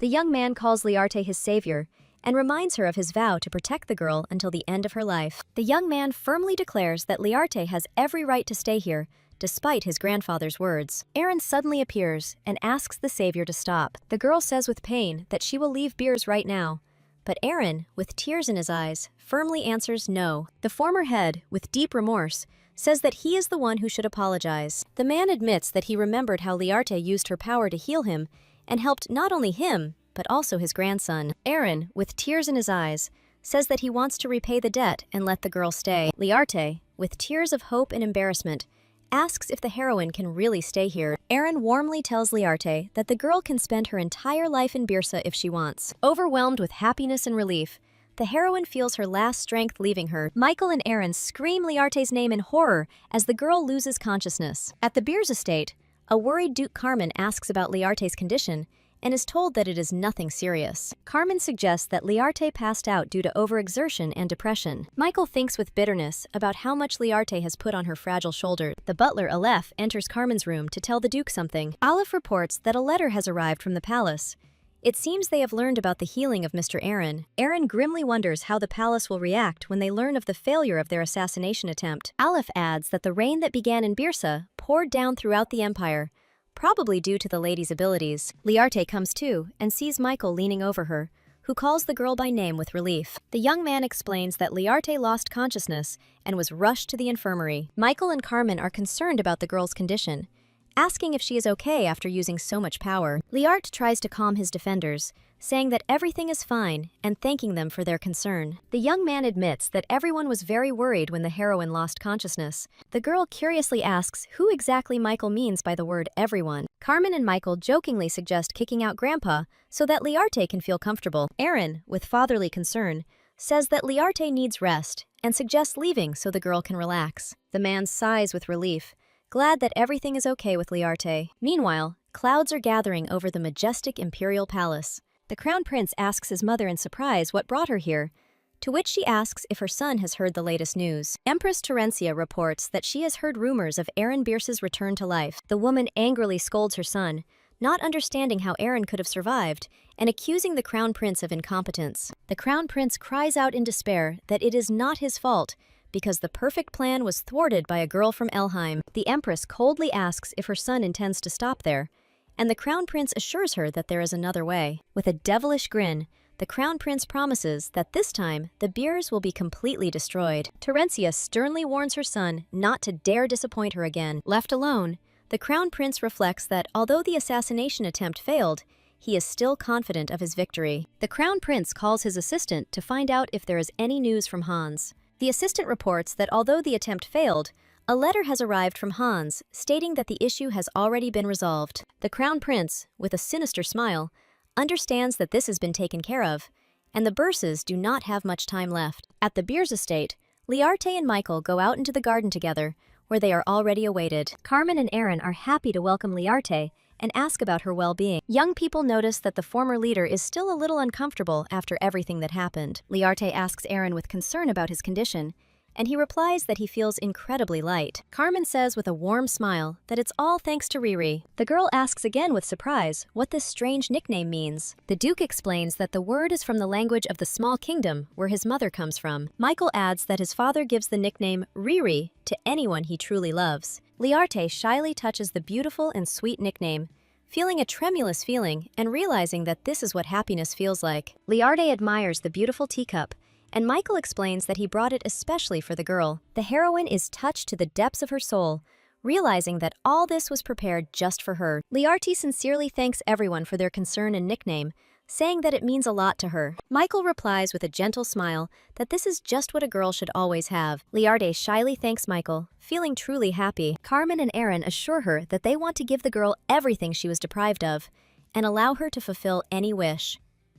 The heroine dreams that this moment will last forever. Liarte says hopefully that she would like to try drawing. Carmen approvingly remarks that drawing is a great hobby and promises to prepare everything necessary. Michael asks with interest what the girl will draw first, confident that it will be wonderful. Liarte suddenly notices the absence of Marilyn, whom she has not seen all day. The young man, with a mysterious smile, informs that Marilyn is currently busy with something in the basement. Carmen calmly drinks tea, reporting that during interrogation, Hans confessed to working for the crown prince. The Duke adds that, despite torture, Marilyn and Andre were unable to extract a word from the traitor about his activities in Bierce. Liarte is horrified to think about what Hans has been sniffing around for all this time, and understands that he can't just leave it like that. The heroine decides to carefully review in her memory the events that preceded her rebirth. A sudden memory of the former leader's funeral makes the girl shudder. Liarte recalls that before the war began, a great fire occurred in Bierce, in which half of the servants died. Michael notices Liarte's concern and suggests conducting a joint investigation. Carmen enthusiastically takes up the idea, suggesting that they explore the surroundings of Bierce, including places where Hans had been, under the guise of a walk. Aaron indignantly asks what kind of walk there could be in such a situation, but Michael playfully asks if his grandfather would like to go for a walk with Liarte. The former head of the family sheepishly agrees, and Michael, with a satisfied look, remarks that he knew it. The young man suggests postponing the walk until tomorrow due to Liarte's poor health, and the girl agrees. The heroine takes a sip of tea, thinking that after curing the former leader's madness, she can go for a walk. Liarte vows with determination to protect all the people important to her in Bierce. Meanwhile, in Elheim, A young man approaches his father to ask him something. The young man recalls the recent rain that fell across the empire. The young man with mid-hair admits that he was not the only one who felt something strange. The white-haired boy asks if his father felt something similar. A disturbing assumption arises that the strange sensations may be connected with Liarte's departure from Elheim. Elsewhere, a man worries about what to do if their water magic disappears completely. Liarte notices that she has started sleeping much more in Birsa,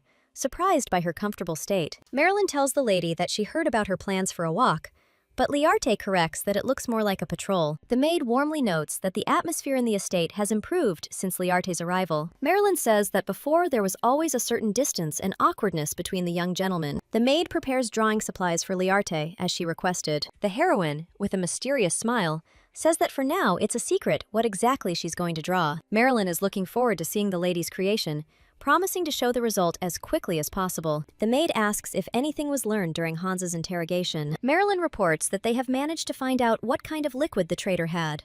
It is human blood, most likely belonging to the crown prince. A mysterious flashback shows how mixing black powder with royal blood caused a massive explosion.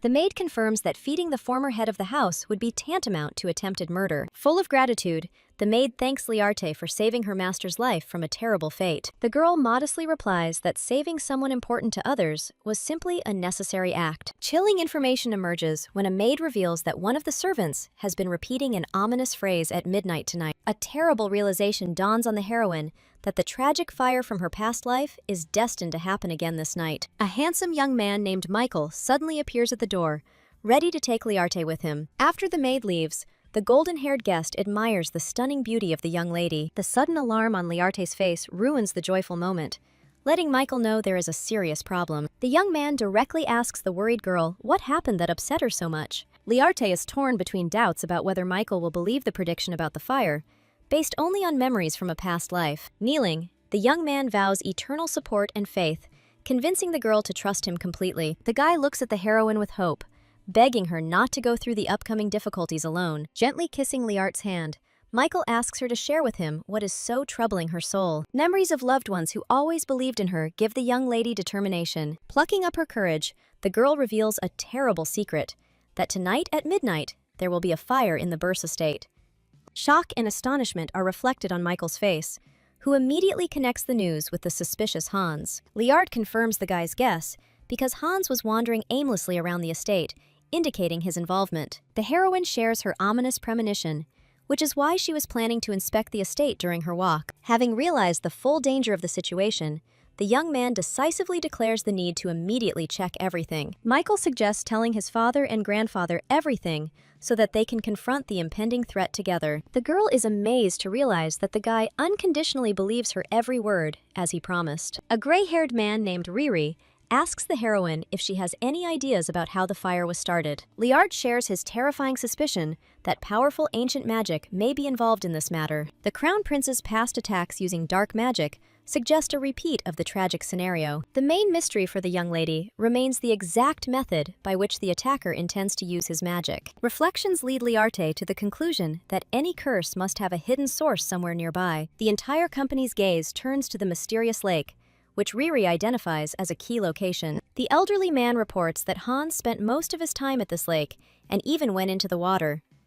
The brave heroine declares that she will quickly inspect everything and resolutely heads straight for the water. Michael and the elderly man panic and shout at Liarte not to go into the dangerous water. Amazed observers discuss the girl's unique ability to walk on water, inherent only to her kind. The heroine reassures everyone from the surface of the lake, declaring her intention to check the deepest sections. Liarte comes to the logical conclusion that Hans definitely hid something at the bottom, since he went into the water. A sudden and unpleasant discovery stuns the girl, as her power cannot control the water in this place. The certainty that the source of evil is close gives the young lady the strength to continue her search despite the difficulties. Liarte's gaze falls upon an ominous stone, covered with glowing ancient writings at the very bottom. A loud splash scares the men to death, causing them to scream in horror the name of the girl who dived. The brave heroine triumphantly emerges from the water, holding the magical artifact she found in her hand. The guy confirms Liarte's guess that this stone is most likely the source of the sinister magic. Riri is seething with rage,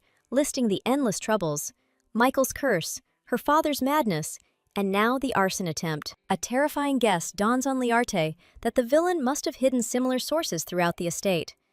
The heroine reminds everyone that time is running out, and all the artifacts must be found before midnight. The girl approaches the gray-haired man with an important request, and he listens attentively. The young lady begs for everyone to be evacuated from the estate as soon as possible, and Riri immediately agrees. Liarte rejects Michael's idea of using knights, fearing counterfeits and believing that she can handle it faster herself. The determined girl demands to be immediately taken to all the places where the suspicious Hans was seen. The caring young man offers to carry Liarte in his arms to save precious time and tenderly asks permission. The young man explains that because of the narrow alleys, carrying the heroine will be much faster than riding in a carriage. The girl gives her consent, and the guy carefully picks her up in his arms, hugging her. While in Michael's arms, Liarte announces his intention to find and destroy all sources as quickly as possible. The older men anxiously ask the heroine not to overexert herself so as not to accidentally injure herself in a hurry. The determined girl wants to repay the boundless trust that everyone has placed in her words. In the arms of the guy, the young lady makes a silent vow to protect him at all costs.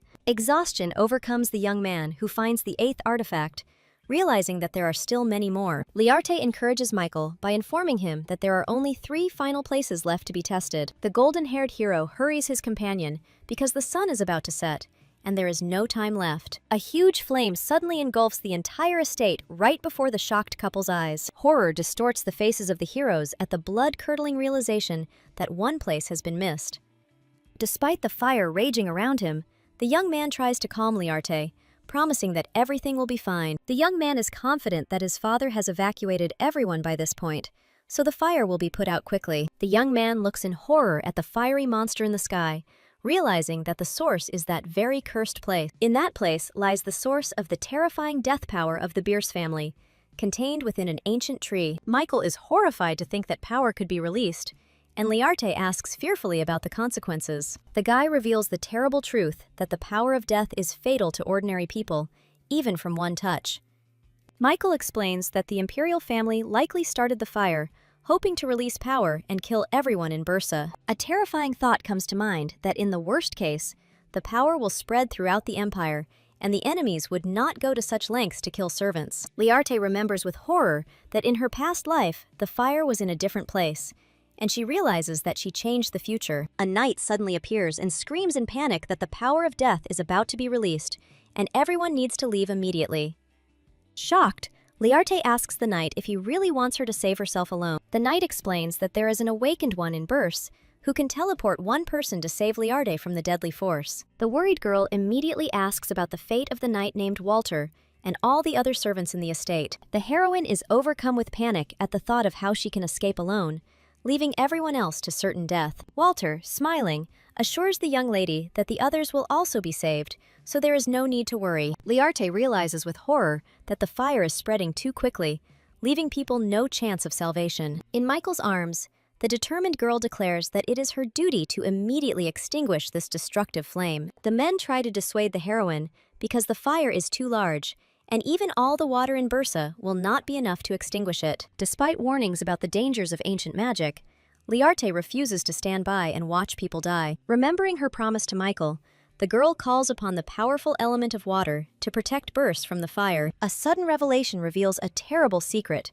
The water in these lands will not extinguish the magical fire, but will only intensify it. Liarte realizes that she must call upon the strongest possible rain to stop the disaster. In a touching remembrance, Michael vows to always protect the girl and be her savior. A brand new character with gray hair enters the room, offering to talk for a bit. The blue-haired youth recalls with dismay how he visited Liarte's room every day after her disappearance. The grief-stricken man cannot believe that the true heir was so easily snatched from under their noses. The gray-haired hero suggests sending the letter to Burse again in a desperate attempt to get a response. A sudden torrential rain begins outside the window, catching the man off guard with its unnaturalness. An inexplicable and disturbing feeling overcomes the guy when he looks at the raging elements. The man falls to the floor in agony, horrified to realize that his magical powers are rapidly fading away. His comrade gloomily predicts that soon the entire Elheim family will be left completely defenseless and powerless. A few days later, Liarte is in the garden and realizes how much her current life differs from her past. The heroine looks at the estate with great relief,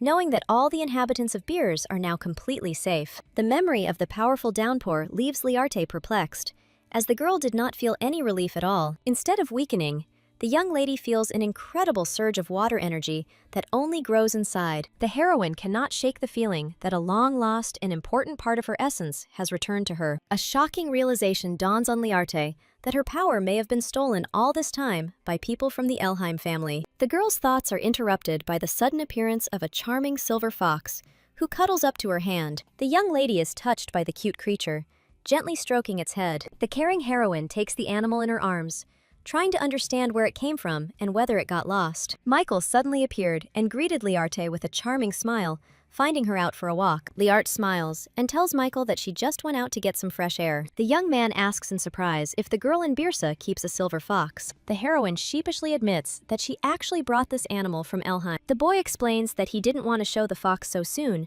fearing bad memories for Liarte. The surprised girl does not understand why it is necessary to train such a cute animal, but the young man reveals its ferocious nature. Liarte hugs the fox tenderly, confirming that she really likes her. A satisfied smile appears on Michael's face, because his gift was well received. The girl smiles and thinks that people around her are too worried about her while petting the fox. The caring young man gently places his hand on Liarte's shoulder, reminding her that he worries about her more than anyone else. Michael's gaze becomes serious when the boy expresses hope that the heroine will no longer be in danger. The young man asks Liarte to simply stay close to him next time to avoid trouble. The hero repeats his vow to always protect the girl, regardless of danger and difficulties. Liarte gratefully accepts Michael's words that she is the most important thing to him. The guy's warm words calm the heroine because he wants to be there and does not reproach her for recklessness. The idyll is interrupted by a butler named Aleph, who informs the couple of his arrival. An elderly servant reports that the Duke is calling the young people for an important conversation. In the office, the Duke greets the guests and inquires about Riri's well-being, who thanks her for her concern. Michael asks the man directly what exactly he wanted to discuss with them. The Duke, with a mysterious smile, announces that it seems the time has come to pay the bills. Liarte guesses that they are talking about the Imperial Palace, and the Duke confirms that she is right. The Duke, with a devilish grin, announces his shocking plan to burn the Imperial Palace to the ground. Michael and Liarte inquire about the plan, and the man confidently states that there are spies in the palace. The gray-haired hero offers an alternative: to catch and interrogate those responsible for the fire, leaving the choice to Liarte. In a funny moment, Michael questions Liarte's cruelty, but the Duke laughs that it's time for her to get used to family matters. The girl seriously declares that after all the atrocities of the Imperial Palace, she will not stand aside. The heroine respects the family's choice, but begs them to make sure that no innocents are harmed during the revenge. The Duke, smiling, assures the young lady that her wish will be fulfilled exactly. Liarte changes the subject, revealing that after calling down the rain, she felt not a weakening, but a surge of strength. A shocking truth hits the men when the heroine shares her guess that her power was being sucked out by the people of Elheim. The girl wonders what will happen when the imperial family finds out about this. The Duke, with an icy gaze, asserts that the enemies will definitely not let this go. The man explains the long-standing connection in which the imperial family courted the Elheim for their unique abilities. The evil plan is revealed as Elheim attacked Beers to contain their power, but now they themselves have become useless. The Duke reflects on Elheim's fate with a chuckle, stating that it is no longer their concern. The man's hand hovers over the chess piece, as all that remains now is to watch the enemy's inevitable collapse. In the palace's luxurious apartments, the crown prince lazily lounges in a sun-drenched bed. The villain smugly reflects that the Bursa estate should have already burned to the ground, avenging an old grievance. Hearing a knock, the crown prince gives permission to enter, and an excited messenger bursts into the room. Lying in bed, the villain boasts of using ancient magic that was supposed to ensure the destruction of Beers. The messenger, with horror on his face, reports that the fire at the Bursa estate was extinguished almost immediately. The crown prince is furious and cannot believe that his magical flame could be extinguished so easily. A terrifying realization dawns on the villain. The Lady of Elheim is behind it all. Anger distorts the crown prince's face at the thought that this woman has once again ruined all his plans. The young villain clutches his head in despair, amazed by the girl's incredible strength. A cunning plan is born in the prince's head, who decides to get her at any cost, even making her the crown princess. The heir to the throne orders the count to immediately investigate everything about the girl's past in Elheim. A sudden flame engulfs the palace windows, taking the crown prince and his companion by surprise. Panic grips the prince, who cannot believe the fire in the imperial palace and blames the burses for everything. A servant girl ran in and conveyed to the heir the emperor's urgent order to appear immediately in the throne room. In the throne room, a messenger reports to His Majesty that the crown prince has been delivered as ordered. The emperor, with icy calm, reports that he has received a report of a fire in the crown prince's palace. The fire turns out to be no ordinary fire, and even the palace water is unable to extinguish it. The angry ruler asks his son directly what he did to deserve the enmity of the Burse family. The father angrily reminds the prince of his express prohibition against provoking the powerful Birses. The crown prince is completely perplexed, because according to his plan, the Burse family should have already burned to the ground. The heir does not understand why his father forbids touching the Birses, since their destruction would eliminate the main threat. The emperor reports that he has sent a request to Elheim and orders them to be met with due respect. The cunning villain decides to use Duke Elheim to put out the fire and then find a way to get the lady. A soldier bursts into the throne room with a report of the immediate arrival of Duke Elheim. The ruler orders that the Duke be asked to put out the fire, but immediately mentions a problem that has arisen. The emperor does not see the problem, confident that the arriving Elheims will quickly put out the fire. Shocking news hits the ruler when a soldier reports the Elheims' categorical refusal to extinguish the fire. Duke Elheim is alarmed to realize that their mighty water power is mysteriously disappearing. Despair grips the family members, as the lower ranks have become ordinary people, and the powers of direct descendants are severely limited. The head of the family clenches his fist, realizing that using the last of their power would leave them as helpless as those they despised. The Elheim family members who arrived at the palace are confused and discuss the imperial order and their terrible dilemma. The white-haired youth offers his father to get out, but the Duke is adamant, ordering everyone to remain in the carriage. The Duke decides to take a wait-and-see approach, declaring that Elheim will not interfere in the conflict between the Beers and the imperial family. One of the family members, perplexed,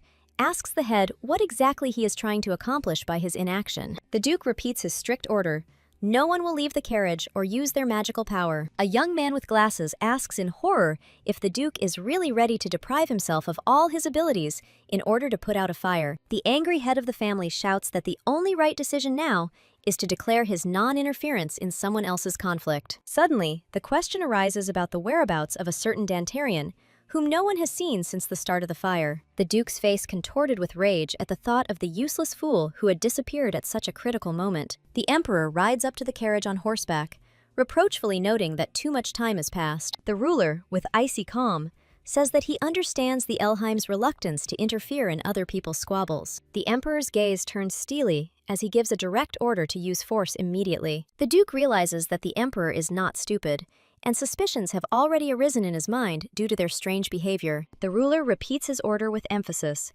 demanding the immediate use of force, making the Duke nervous. The trapped head of the family tries to stall for time, feigning bewilderment and asking where exactly the power of water should be applied. The Emperor points to a small greenhouse, ordering the Elheims to extinguish the fire there. The Duke, in desperation, orders the bespectacled boy to use his power and put out the fire. The young man struggles to concentrate the weak water magic in his hands, which is about to fade away. The attempt fails, and the exhausted boy falls, unable to stay on his feet due to the pain. The boy screams in despair that Elheim's worst fear has come true, and they have lost their power. The Duke challenges the Emperor if there is enough evidence, and the ruler confirms that he has clearly seen the power of water. The cunning monarch notes that only the third son has demonstrated strength, and now it is the turn of the Duke himself. The Emperor offers a deal.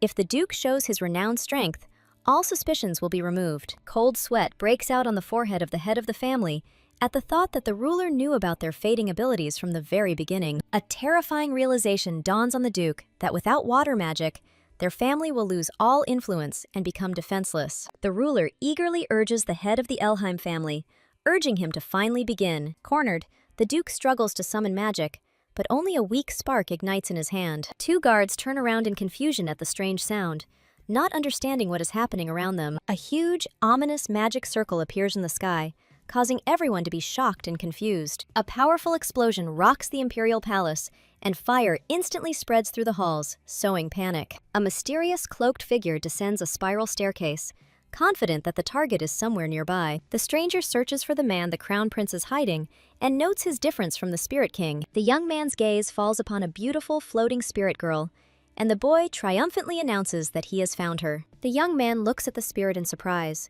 feeling that something here is clearly not as it should be. Suddenly, the spirit girl's eyes widen, and her frightening gaze meets the astonished gaze of the young man. The young man notices with a smile that the mysterious stranger has finally woken up. The spirit utters the mysterious phrase, "I am the past," leaving the guy completely bewildered. A crazy idea strikes the stranger, who, with a sly grin, asks if a spirit can turn back time. The spirit confirms that this is possible, and the delighted young man realizes that his surveillance of the crown prince was not in vain. The mysterious entity smells water from the young man and asks him directly if he is the awakened one of water. The spirit's face twists into a sinister grin as she declares that his body contains a fake. The young man, perplexed, asks about a certain Liana and does not understand why the spirit called her a fake. A mysterious woman offers a deal to find her other half so that she can become the perfect spirit king. In exchange for help, the spirit promises to easily turn back time, making the guy think about such an incredible possibility. The spirit demands proof of its connection with the past and asks to produce a fake as soon as the chance arises. The guy puts forward a counter condition to put out the fire in the palace to prove his words. The spirit agrees with disdain, declaring that after this, he will sleep again for several months. The spirit easily agrees, because if the guy brings a fake, it won't be a big problem for her. The mysterious entity formally accepts the deal, extending its hand and promising to wait for the counterfeit. The huge purple magic circle appears in the sky again, causing the gray-haired duke to look at what is happening in bewilderment. Suddenly, and inexplicably, the flames in the palace disappear completely, leaving behind only a bright glow. A young man with white hair looks at what happened in shock, unable to understand what just happened. A soldier bursts in to report to His Majesty, sharing the incredible news that the fire has completely died down. The emperor looks incredulously towards the direction where the fire was raging, not believing that the flames have actually disappeared. The ruler's face becomes thoughtful and full of suspicion because such a sudden disappearance of fire raises too many questions. The emperor notes with regret that he did not see the power of the Elheims, but will look forward to the next time. The ruler threatens Duke Elheim that next time it won't be so easy to escape. The duke realizes with horror that the emperor already knows about the catastrophic situation with their fading power. The Elheim family members exit the carriage, admitting that the situation was truly dangerous. The white-haired youth says with alarm that the emperor is now firmly convinced of their helplessness. The head of the family decisively declares that it is necessary to return Liarte back immediately. There can be no more delay. One of the family members, in a rage, suggests invading the Bursa estate since they are not answering letters. The blue-eyed boy can't believe how much his father has changed, destroying the harmony in their family. The young man thinks with bitterness that now there is only hostility left between him and his father. The sudden appearance of the red-haired Dantharian takes his brother by surprise. The white-haired youth angrily demands an explanation from Dantharian about where he disappeared to at such a critical time. Dantharian replies with a cheeky smile that he is quite pleased with himself, which angers his brother even more. Instead of arguing, the older brother demands that they figure out how to return Liarte, but Dantharian confidently declares that he can bring her. The guy, with a grin, repeats his shocking statement that he can get the girl back. Dantharian addresses the mysterious Liane, saying that the plan will only work with his consent. Liane, with a sly grin, confirms that she will do whatever it takes if it will help bring her back. At the Bursa estate, a maid notices that a loyal silver fox follows her mistress everywhere. The maid admires the beautiful picture of the ocean that Liarte has painted,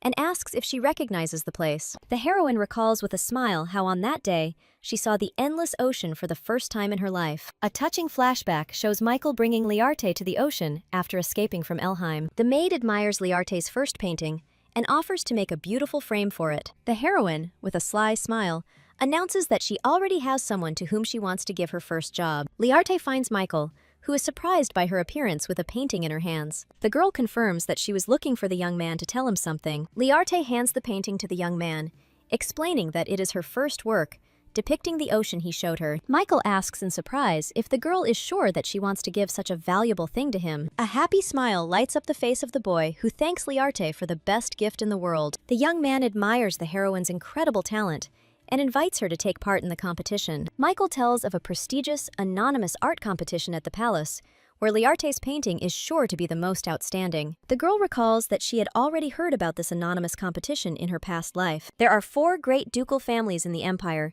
each with its own unique characteristics and influence. Besides the Duchy of Ilis, Elheim, and Beers, there is a 4th, most mysterious one. The 4th Duchy of Charon is shrouded in mystery, and its leader always keeps his identity hidden. Liarte recalls rumors that Duke Charon, under the pseudonym Jen Walker, would be the judge at the competition. The heroine understands that participation in the competition will give her a unique chance to meet the mysterious Duke and be of use to Burse.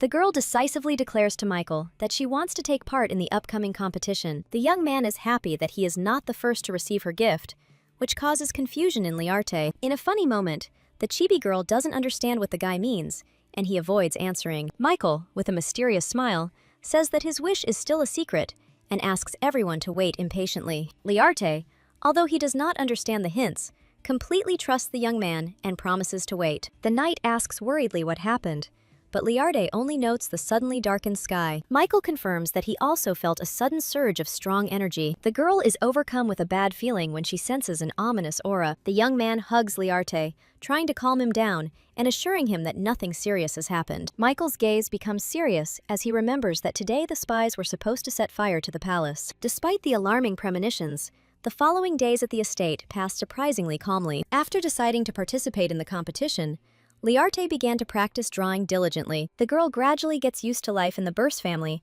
who constantly ask about her wishes. The heroine is surprised to realize that she has begun to smile much more often, something she could not have imagined in Elheim. Now, when thinking about Elheim, the young lady no longer feels anger, but only calm. The maid interrupts Liarte's thoughts, inviting her for a walk in the garden. Enjoying the good weather, the heroine and the maid stroll through the picturesque garden. The maid remarks that the heavens bless this special day, which leaves Liarte puzzled. The maid leads the girl deeper into the garden, where an incredible surprise awaits her. The entire Beers family greets Liarte with flowers and smiles, welcoming her to the celebration. Michael, with a bouquet of blue roses and a dazzling smile, congratulates the girl on her birthday. Liarte is shocked to realize that today is her birthday, which she had completely forgotten about. A sad memory mars the holiday, as this day also marks the date of her mother's death. In the past, this day was the day of Leanne's birthday celebration, not Liarte's. The girl spent every birthday in a dark room, watching the bright world that was out of her reach. Looking back,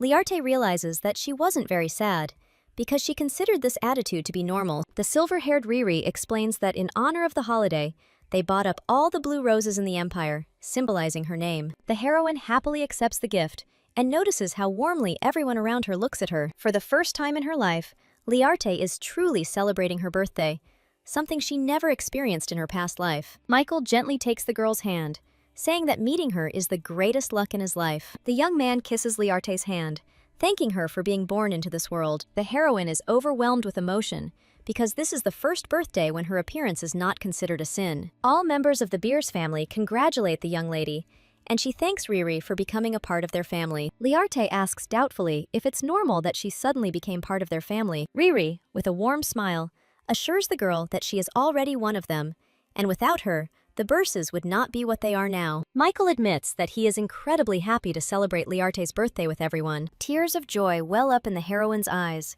overwhelmed with such warmth and happiness. In a funny moment, everyone panics and asks why the girl is crying, not realizing that these are tears of happiness. Liarte, wiping away her tears, admits with a smile that she is simply very, very happy.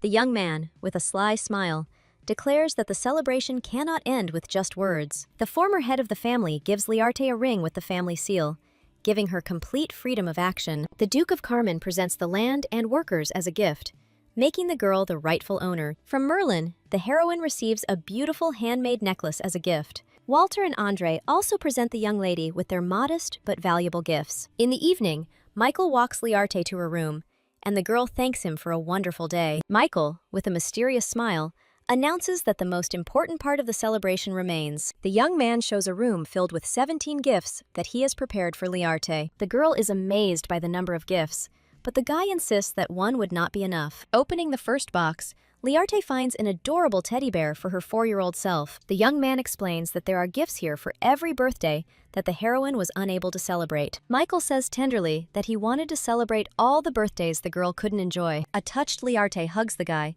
whispering words of gratitude for such an incredible gesture. The flashback shows little Liarte, who feels saved by Michael's gift. A girl in a young man's arms understands that he himself is her most magnificent gift. Michael suggests holding Liarte's coming-of-age ceremony in Bursa, but the heroine has her doubts, as time has already passed. The guy confidently declares that it doesn't matter, and no one will dare to challenge the Birsov's decision. Liarty is worried about the possible appearance of the Elheim family, but the young man assures that everything will be fine. Meanwhile, in the Duchy of Elheim, passions are running high due to the news from Birs. The white-haired boy happily tells his father about the long-awaited letter, hoping that it is from Liarte. The Duke is furious to learn that the Birses have announced Liarte's coming-of-age ceremony in a few months. The head of the family is in despair because they have no reason to take the girl back. The young man asks his father if they should go to the ceremony, and the Duke becomes thoughtful. Leanne, with a sly smile, asks why her father has doubts since they will definitely go. The young man, with a devilish glint in his eyes, declares that they will proudly attend the ceremony as her real family. At the same time, Liarte is determined to reach the finals of the art competition in order to attract the attention of Duke Charon. Michael looks tenderly at Liarte, holding her hand, surrounded by flowers. The young man notes with concern that the girl is working too much and suggests taking a break. Liarte thanks the family with a smile for their concern and turns to the boy with a request for help. The heroine wants to use special materials for the competition and wonders if there are any in Birsa. The young man talks about the sacred paint donated by the Temple of Light, which is sponsored by their family. Michael explains with a grin that while paint is difficult for ordinary people to use, it is quite possible for a powerful awakened one. Liart recalls that in a past life,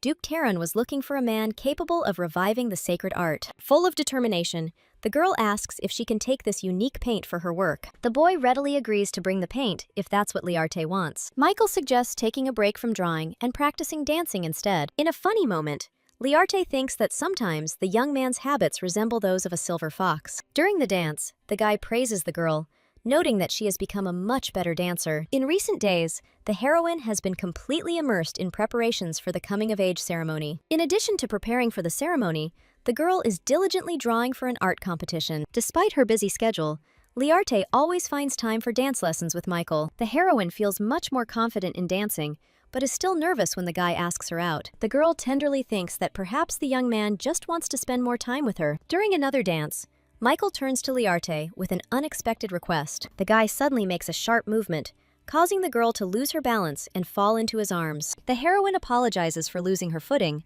but the young man reassures her that everything is fine. Michael asks Liarte to dance his first dance with him at his coming-of-age ceremony, which shocks the girl. The young man asks the heroine if she knows about the special meaning of the first dance, but she doesn't understand what he's talking about. The guy explains that it is a dance between a man and a woman who have romantic feelings for each other.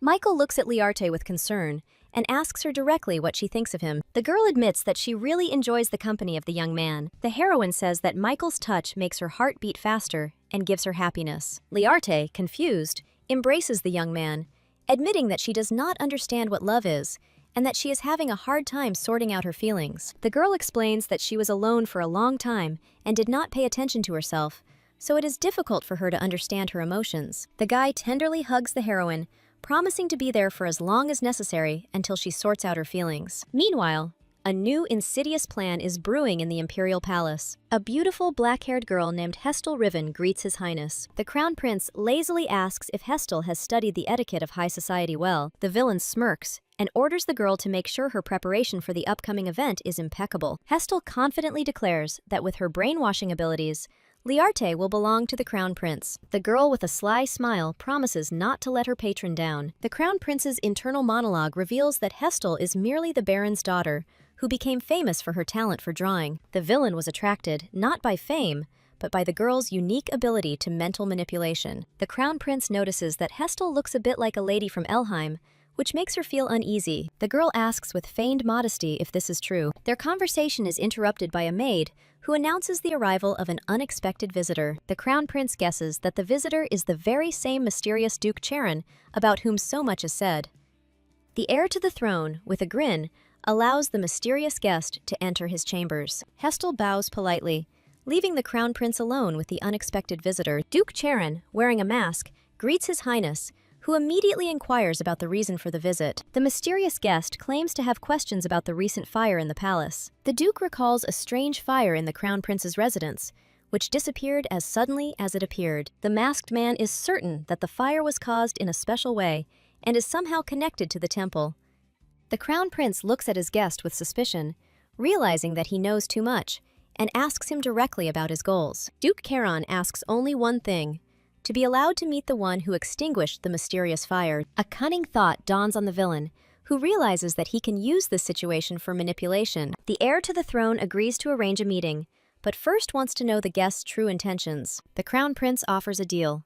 If the duke helps him, he will introduce him to that very man. The mysterious guest warns that if the crown prince's words turn out to be a lie, he will have to be prepared for the consequences. The look behind the mask becomes icy, for Duke Charon shows no mercy to those who deceived him. The crown prince smirked smugly, confident that even the emperor would not be able to reveal the truth about the flame's disappearance. The villain's internal monologue reveals his plan to temporarily cooperate with the imperial family. Merlin confidently reports that she sent everything without the slightest problem, as instructed. The maid admires Liarte's work, saying that even someone far removed from art will feel something enchanting in it. Michael says that it's time for them to go, because his father told them to come straight to his office. The heroine modestly thanks him for the praise, attributing her success to her unique colors, but the young man insists that it is due to her talent. Liarte is full of confidence, because if even Merlin appreciated her work, then Duke Charon will definitely notice it. Michael is glad that they will now have more time for each other now that the film is finished. The girl thinks with a smile that they have already spent enough time together, remembering their joint activities. The guy with a sly smile asks permission to ask a very abstract question about Liarte's latest painting. The young man shyly asks if the heroine can tell what exactly is depicted in her latest abstract painting. Liarte promises with a smile that one day she will definitely tell him her secret. In the office, Riri and his father greet the arriving Liarte and Michael. The former head of the family announces that since everyone is gathered, an important conversation can begin. Michael, sitting next to Liarte, asks with interest what the conversation will be about. Riri, with a mysterious smile, announces a grand plan to transform Burse into an independent principality. The surprised heroine asks what was the reason for such a sudden and bold decision. The gray-haired man explains that he has been thinking about this question for quite some time. From childhood, Riri was taught that the line between the royal family and Elheim was sacred. The ancient teachings forbade the Beers to take revenge, no matter what happened, but patience was running out. Remembering all the atrocities committed by their enemies, the Burse family decided that they could no longer remain on the sidelines. Michael agrees that they don't need to be tied to the Empire to live a peaceful life. Liarte suggests speeding up her coming-of-age ceremony a little, much to the surprise of everyone present. The girl explains that she has received some very unpleasant news that requires immediate action.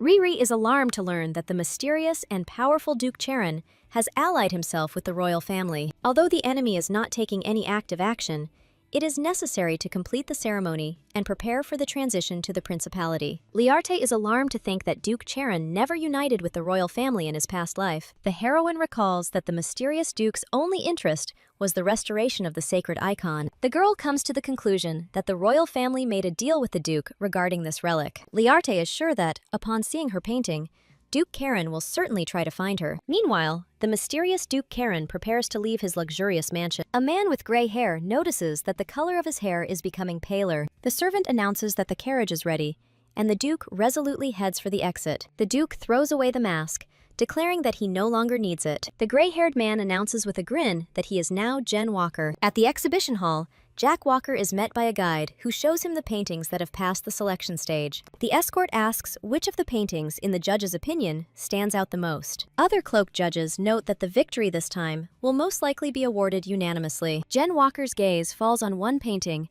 and he feels a sacred power emanating from it. The man is delighted to realize that he has finally found someone who can restore the sacred image. Overjoyed, the judge jumps up and demands to know immediately who painted this picture. The escort regrets to inform you that the work was submitted anonymously, and the author is unknown.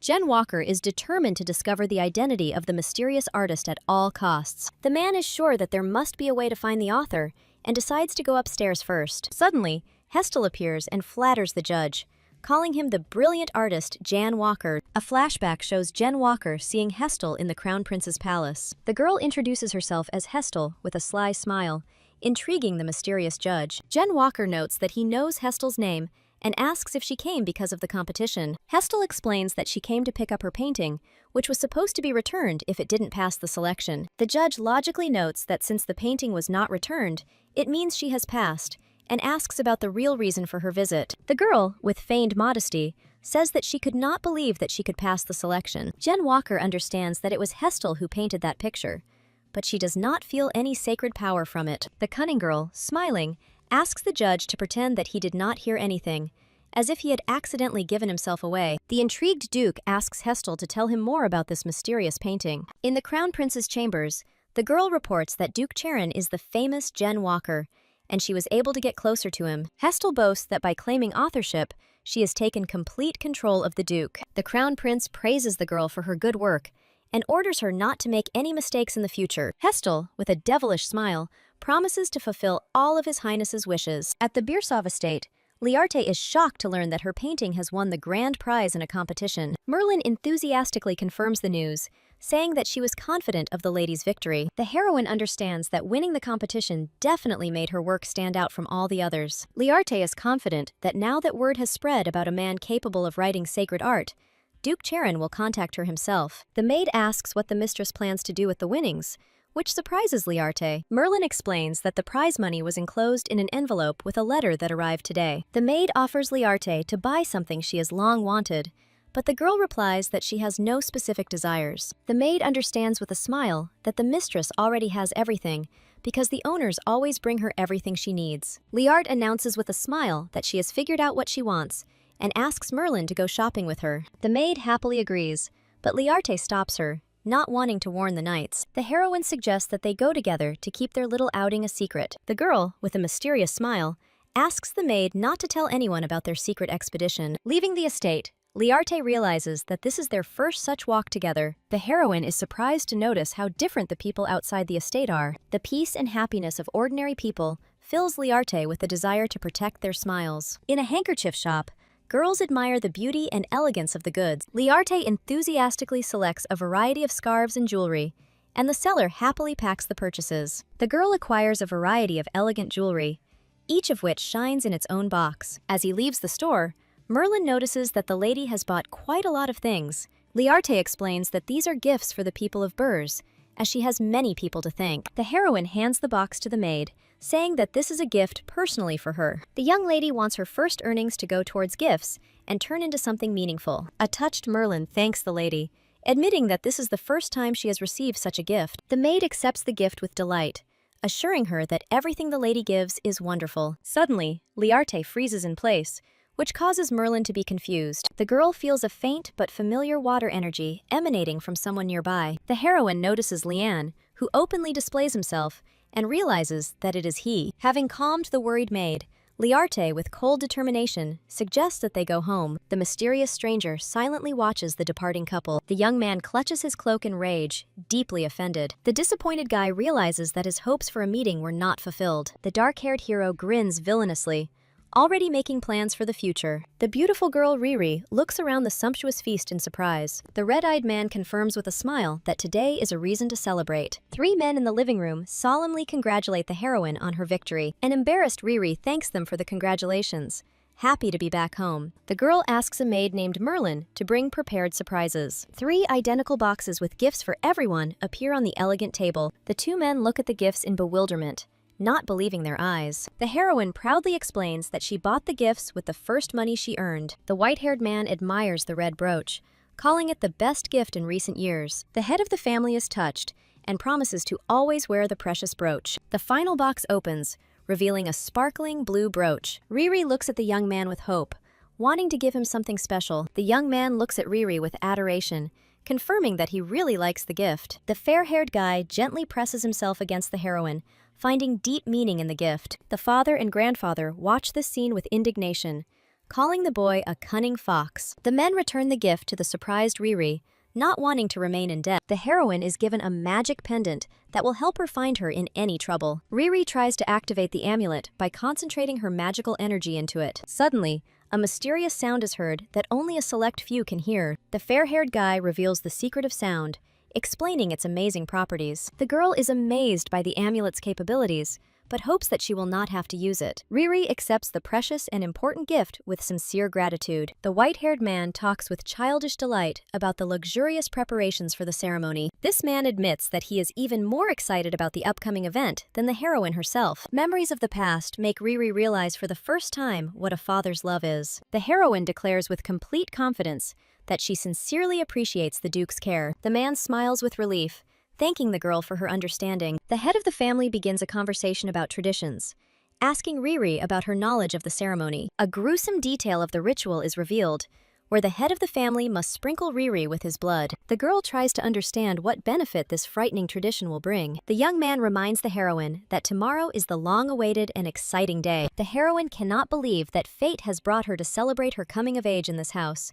The girl thanks everyone for their care and warm attitude, which seems like a real miracle. Riri also thanks Michael for helping her prepare for the dance. Michael's gaze suddenly becomes intense and full of hidden meaning. Suddenly, Riri admits that she already has someone else in mind. Riri tells Michael that he hardly knows her chosen one. The self-confident young man declares that he knows absolutely everyone in Liarte's circle. The girl notices a strange change in mood and worries about Michael. The guy with a forced smile tries to hide his true state. Michael suddenly and tenderly kisses the hand of the confused heroine. A young man looks thoughtfully at his palm after a passionate kiss. Embarrassed Riri can't hide her blush from such a daring act. The heroine feels that her companion is clearly very upset about something. That night, the girl has a disturbing dream about a mysterious stranger and Liart. The red-eyed man from the dream makes a frightening promise not to touch Liarte. The maid wakes Riri in a sunlit bedroom, reminding her of the important day. Merlin offers to help the hostess prepare for the upcoming ceremony. The girl realizes with relief that everything she saw was just a nightmare. A strange feeling after sleep does not leave Riri, making her heart beat faster. The heroine, in a luxurious blue dress, is ready for the ceremony with Michael. Two men in formal suits proudly greet the beautiful Riri. Michael showers the girl with compliments, comparing her to a heavenly creature. A worried Riri can't get her thoughts together because of the nightmare.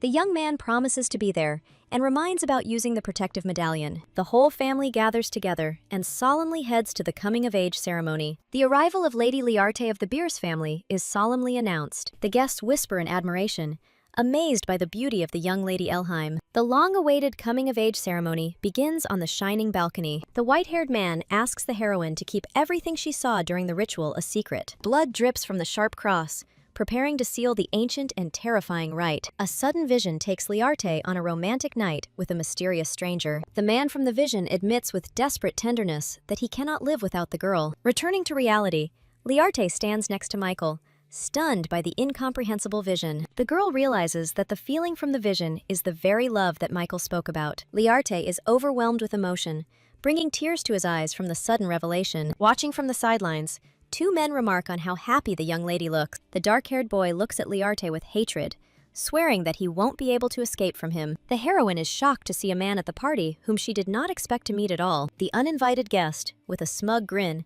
declares that he has come by invitation. Michael sarcastically suggests that the invitation was sent to Elheim by mistake. The dark-haired young man abruptly interrupts Michael, claiming that he is speaking to his sister. Michael mockingly questions the relationship, reminding us of the broken ties. The two rivals lock eyes, the air between them crackling with tension. Michael takes Liarte away, saying that they urgently need to talk about something. The heroine, with icy calm, decides that it is time to deal with this past once and for all. The dark-haired young man reproachfully says that Liarte looks happy, as if she has forgotten about the past. The heroine boldly confirms that she is now happy because the Burses are her real family. The guy, with an evil grin, questions her place in the new family. The young man grabs the girl in a rage, shouting that she will never become one of the Births. The former brother menacingly reminds that Liarte is actually one of the Elheim. A magical aura flares up around the heroine, and the girl declares that this is something he should remember. Liarte, with icy determination, swears that he will never return to the cursed Elheim. The young man realizes with horror that the heroine's abilities have become incredibly strong. The cunning guy decides to return Liarte at any cost in order to seize her power. The girl asks with pain whether the young man ever considered her a sister. Michael interrupts the conversation imperiously,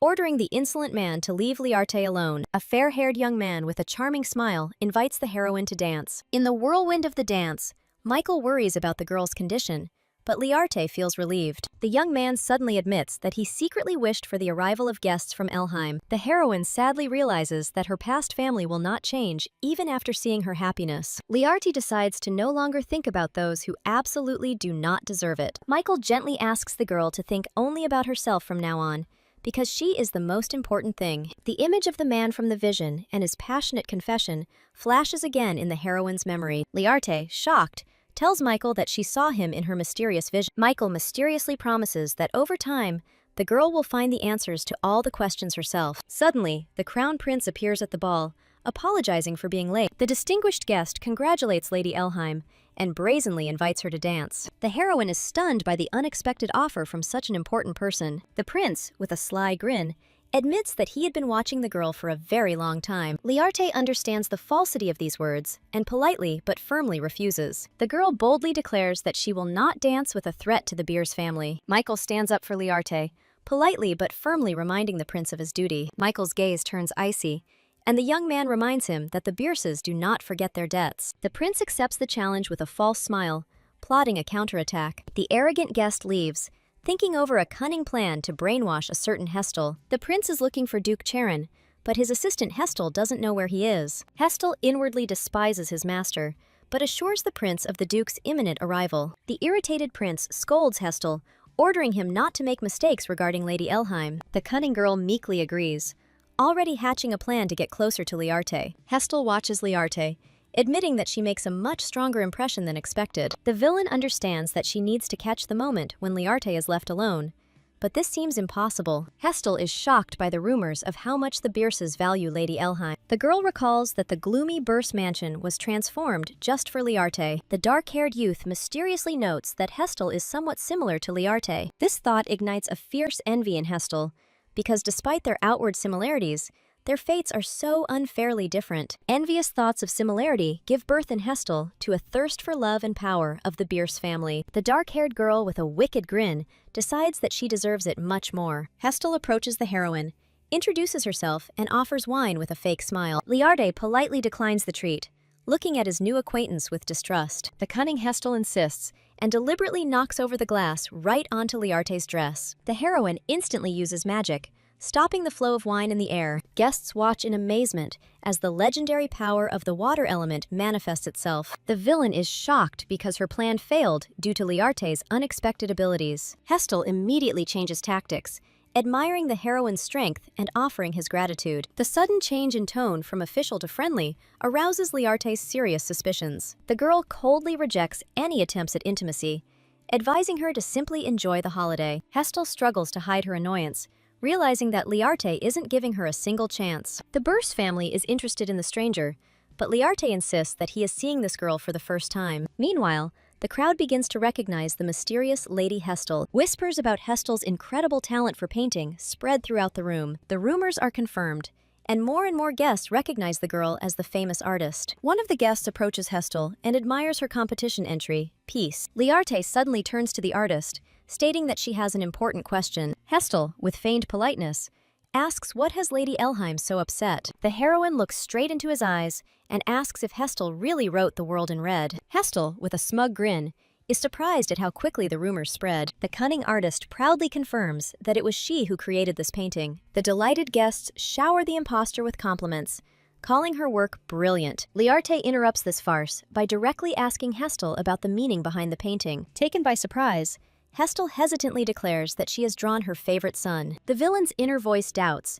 because her own impression of the painting was different. The artist is seething with rage, accusing Liarte of implying her incompetence. The heroine calmly and confidently throws the accusation in his face, declaring that this is not her painting. Hestel is astonished by such impudence, but internally wonders about the source of Liarte's confidence. Liarte finally reveals the shocking truth, declaring himself the true author of the masterpiece. Hestel recalls the prince's words, insisting that the real author had been dead for a long time. The impostor challenges, demanding proof, confident of her impunity. The white-haired man comes to Liarte's defense, mentioning the letter with the prize money. Hestel is stunned because no one told her about the prize money. Michael deals a crushing blow by revealing the secret of the divine paint from the House of Beers. The Beers family surrounds Liarte, explaining that only an awakened girl could use this paint. The memory of the shining paint confirms the words about its divine power. All doubts are dispelled, and it becomes clear that the real author is Lady Elheim. Liarte corrects the impostor, saying that the painting depicts the world, not the sun. The crowd of guests turns against Hestel, accusing the shameless liar of deception. The exposed Hestel tries to escape from the ball in panic. A desperate artist begs a mysterious figure to confirm her right to the painting. An image of the real Jane Walker from the past comes to mind. Hestel realizes with horror that Karen has deliberately approached her on the Crown Prince's orders. The masked man coldly accuses the impostor of blatant lies. The memory takes us back to the moment of their acquaintance, when Duke Zenhart Karen introduces himself to Liarte. The heroine thanks the Duke and asks to spare some time after the holiday. The mysterious Duke announces that he has an important request for the girl. Humiliated in front of all the aristocrats, Hestel is seething with rage and a thirst for revenge. The girl decides to immediately run to the crown prince to begin the brainwashing plan. The artist hopes that the prince is personally interested in her. With feigned innocence, Hestel asks if it was anxiety that brought the prince to come. The impostor immediately begins to slander Liarte, accusing the girl of orchestrating a deception. The desperate girl begs the prince to believe her false words. The prince, with an icy gaze, questions her words, asking directly about the lie. Caught in a lie, Hestel becomes confused, and the prince declares that he has no time for her. The high-ranking guest coldly inquires as to the current location of Liarte's painting. The artist falsely claims that she doesn't know, realizing that the crown prince must not be involved. The prince threatens to continue the conversation in the Bursa's dungeon. The mention of the dungeon brings real horror to the impostor. The prince coldly asks if the impostor hoped to leave after stealing the Bursa's property. Liarte stands waiting as a new dance tune begins in the hall. Michael approaches the girl with a warm smile, apologizing for the long wait. The young man hugs Liarte, leading him away from unnecessary conversations back into the warm hall. Hestel burns with envy, not understanding how she is worse than the adored Liarte. A mad fire flares in the artist's eyes, because now the girl can use her abilities. Michael and Liarte are alone on the sofa,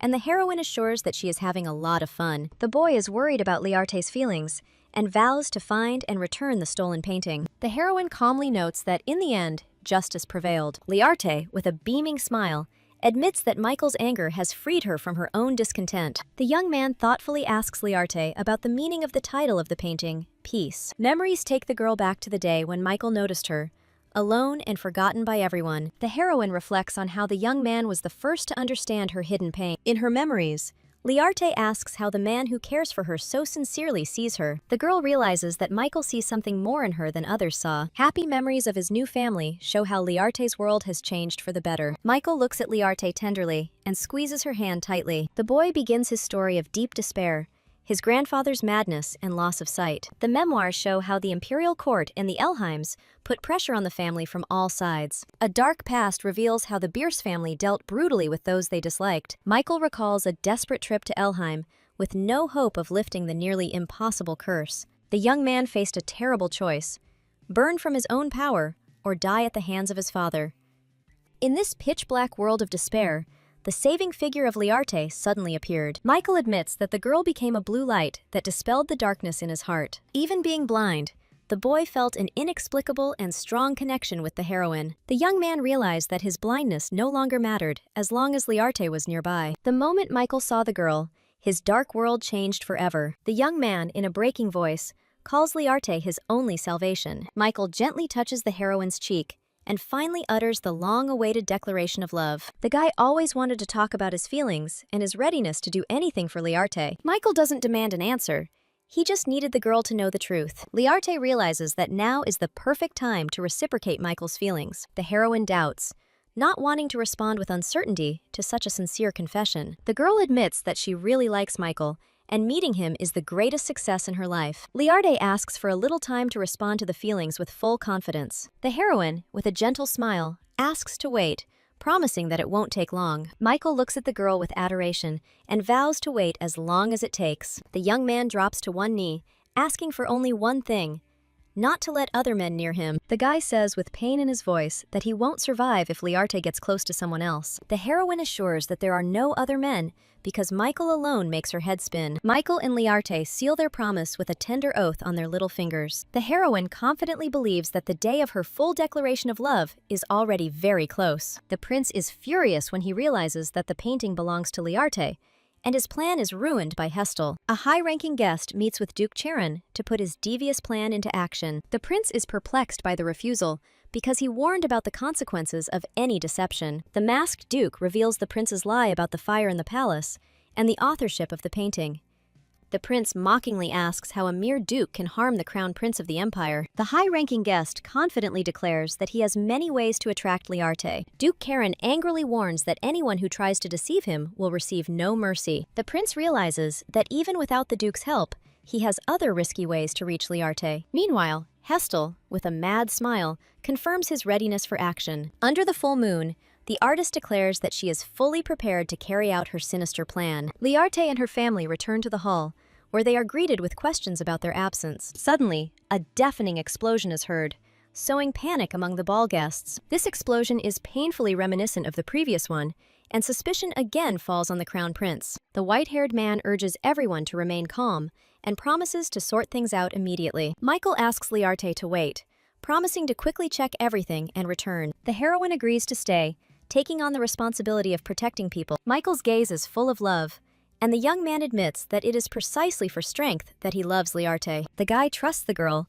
making sure that the protective pendant is with her. Michael asks Liarte not to trust anyone but his family and promises to come to his aid. The frightened guests discuss the explosion in panic, fearing for their lives. Liarte uses her water magic to calm and protect everyone present. The heroine asks a man named Andre to check if there are any victims on other floors. The guests admire the girl's incredible strength, thanks to which everything quickly returned to normal. Suddenly, a mysterious figure in black appears.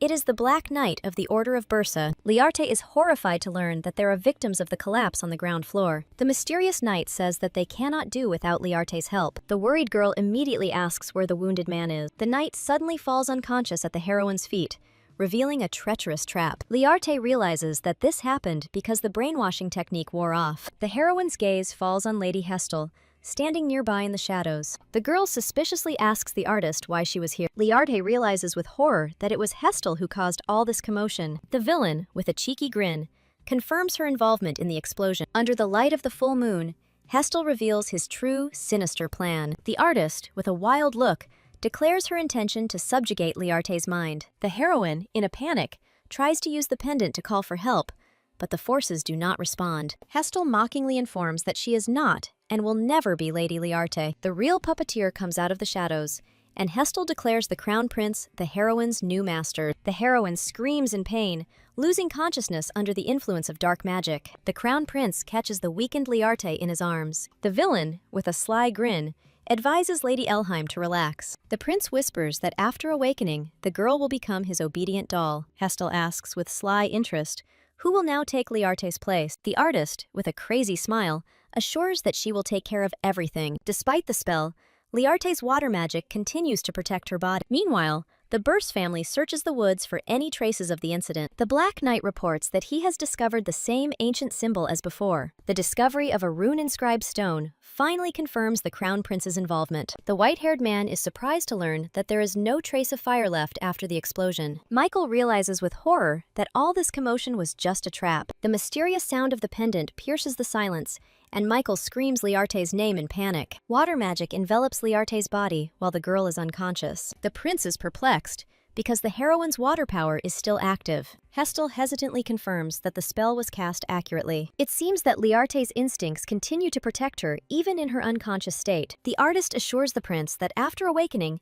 he will be able to control the power of Liarte. The prince decides to return to the palace before the Bierce family discovers them. Michael screams in rage, not understanding what the kidnappers are doing. Dark magic attacks the prince, as if he himself is begging for death. Michael coldly declares that he is merely carrying out the will of the crown prince. The prince is suffocated, captured by the tentacles of darkness, and cannot believe what is happening. Michael, shrouded in dark energy, holds the sleeping Liarte tightly. Hestel threatens in panic, reminding him of the spell cast on Liarte. The artist freezes in horror, not believing Michael's insolent answer. The young man, with icy calm, offers the villain a try, if she dares. Hestel tries to use her power, but the dark energy of the Burses attacks her. The girl screams in pain, not understanding what unknown force has fallen upon her. Michael ominously reminds that no one has ever walked away alive after witnessing the true power of the Burses. Dark magic envelops both villains, draining them of their strength and hope. Michael loses control, and his own power begins to consume him. The white-haired man screams in horror,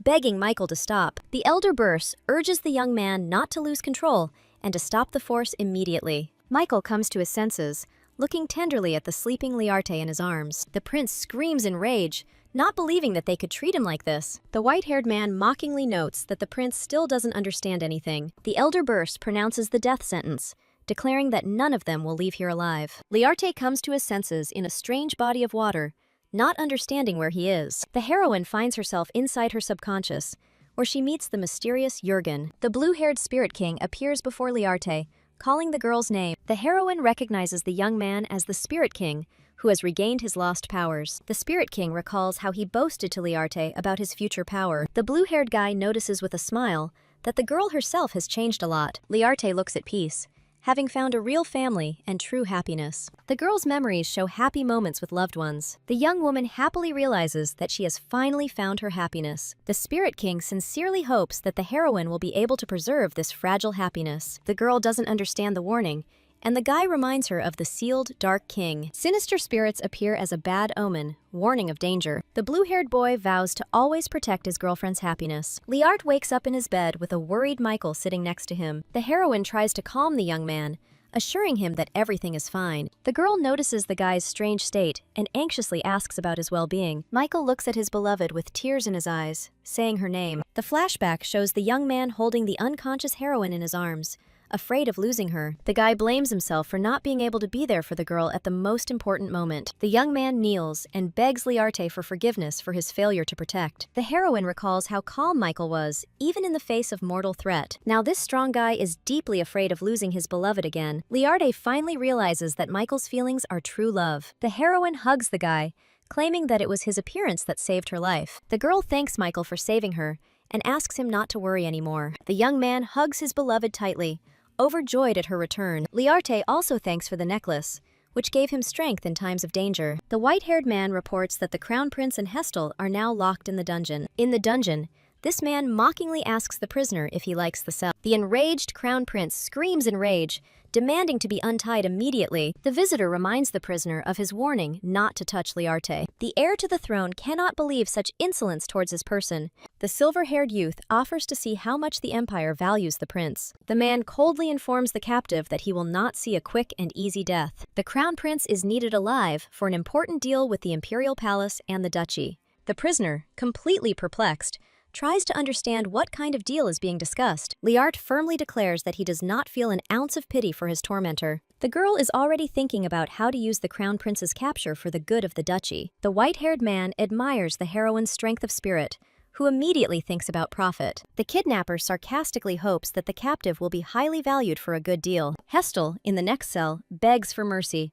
placing all the blame on the Crown Prince. The man remarks with a cold smile how uncomfortable Lady Hestel must be in the dungeon. Frightened to death, Hestel desperately begs for mercy, asking to be let go. The white-haired man coldly orders his assistant to kill the captive. A maid named Merlin accepts the cruel order without hesitation. Hestel freezes in silent horror, realizing her terrible fate. Liarte wakes up on the second day of recovery, feeling much better. Michael is still worried, recalling the doctor's warning about side effects. The young man jokingly points to the fox spirit, who also demands rest for the girl. The girl is touched by such excessive care from everyone around her. The heroine recalls how she came to her senses for a moment in the midst of events. Liarte recalls that the power Michael used did not feel like the power of death at all. The heroine directly asks the young man about the true strength of the Burse family. The young man realizes that he can no longer hide the truth from his beloved. Michael invites the girl to go and see everything with her own eyes. The boy takes Liarte to the site of an old fire, where, according to legend,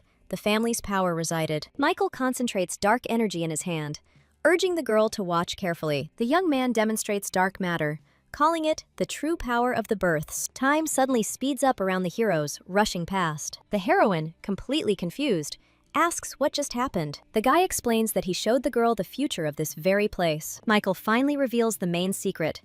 The power of the Burses is not death, but the future itself. Shocked, Liarte cannot believe that a person has been given the power to control time. Michael admits that the Beers family does not have complete control over time. The young man explains that power only allows one to glimpse what is predestined. The guy warns that control over the power requires enormous concentration. Otherwise, everything will collapse. Loss of control over the gift distorts space and threatens not only the bearer, but the entire world. This distorted forest, as the young man admits, was left behind by his childhood loss of control over his power. It was for this reason that the Burse family was forced to keep their ability a closely guarded secret. The hero confesses his fear that Liarte will begin to fear her lover after learning the truth. The girl suddenly realizes that the vision at the ceremony was also a glimpse into the future. Michael confirms that the power of his lineage allowed the girl to glimpse what awaits her. Liarte realizes with trepidation that all the feelings and words experienced in the vision will one day come true. The young man excitedly asks Liarte to tell him exactly what she saw. The young man asks with bated breath if he was next to the girl in that vision. The heroine replies that in that future they were together, just like now. A happy girl cuddles up to her boyfriend, promises to be with her beloved always. Looking into Michael's eyes, the heroine admits that only now has she truly understood her feelings. With a beaming smile and tears in her eyes,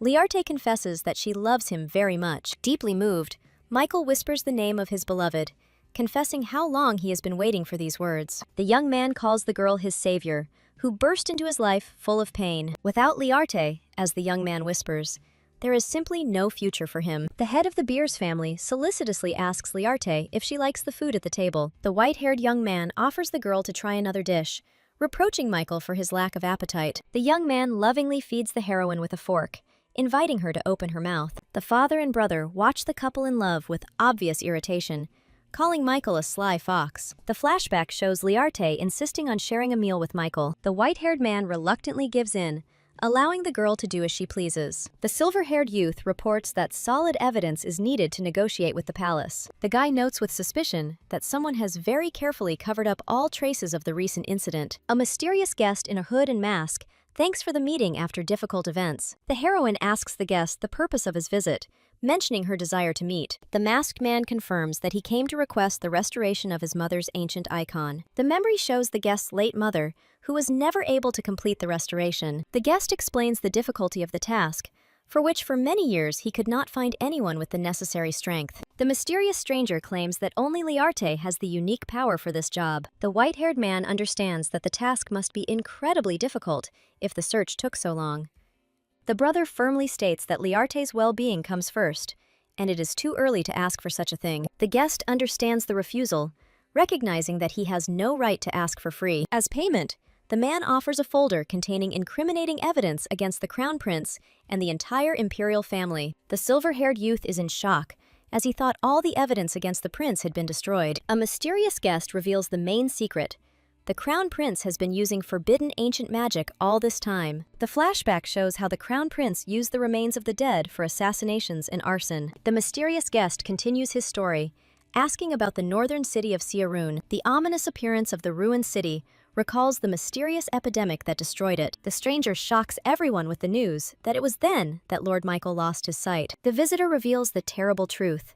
The crown prince sacrificed an entire city to fulfill a curse. Liarte realizes with horror that the curse she lifted was created at the cost of Siarun's death. The masked man insists that all the evidence of these monstrous crimes is in the documents. The guest is ready to give up incriminating evidence, even in case of refusal, showing the seriousness of his intentions. Liarte, full of determination, firmly declares her agreement to restore the icon. Michael and the head of the family look at the girl with concern, not believing her decision. The father of the family asks the heroine not to take on such a burden because her well-being is most important. The young woman replies with a smile that she would be only too happy to be of use to the Beers family. The head of the family, seeing the girl's unbending will, is forced to give in to her request. The guest thanks Liarte and announces the alliance of the Duchy of Charon with the House of Beers. The action moves to the imperial palace, shrouded in night darkness and anxiety. The agitated empress bursts into the chambers, scolding someone for being too calm. The ruler shows a letter with a seal,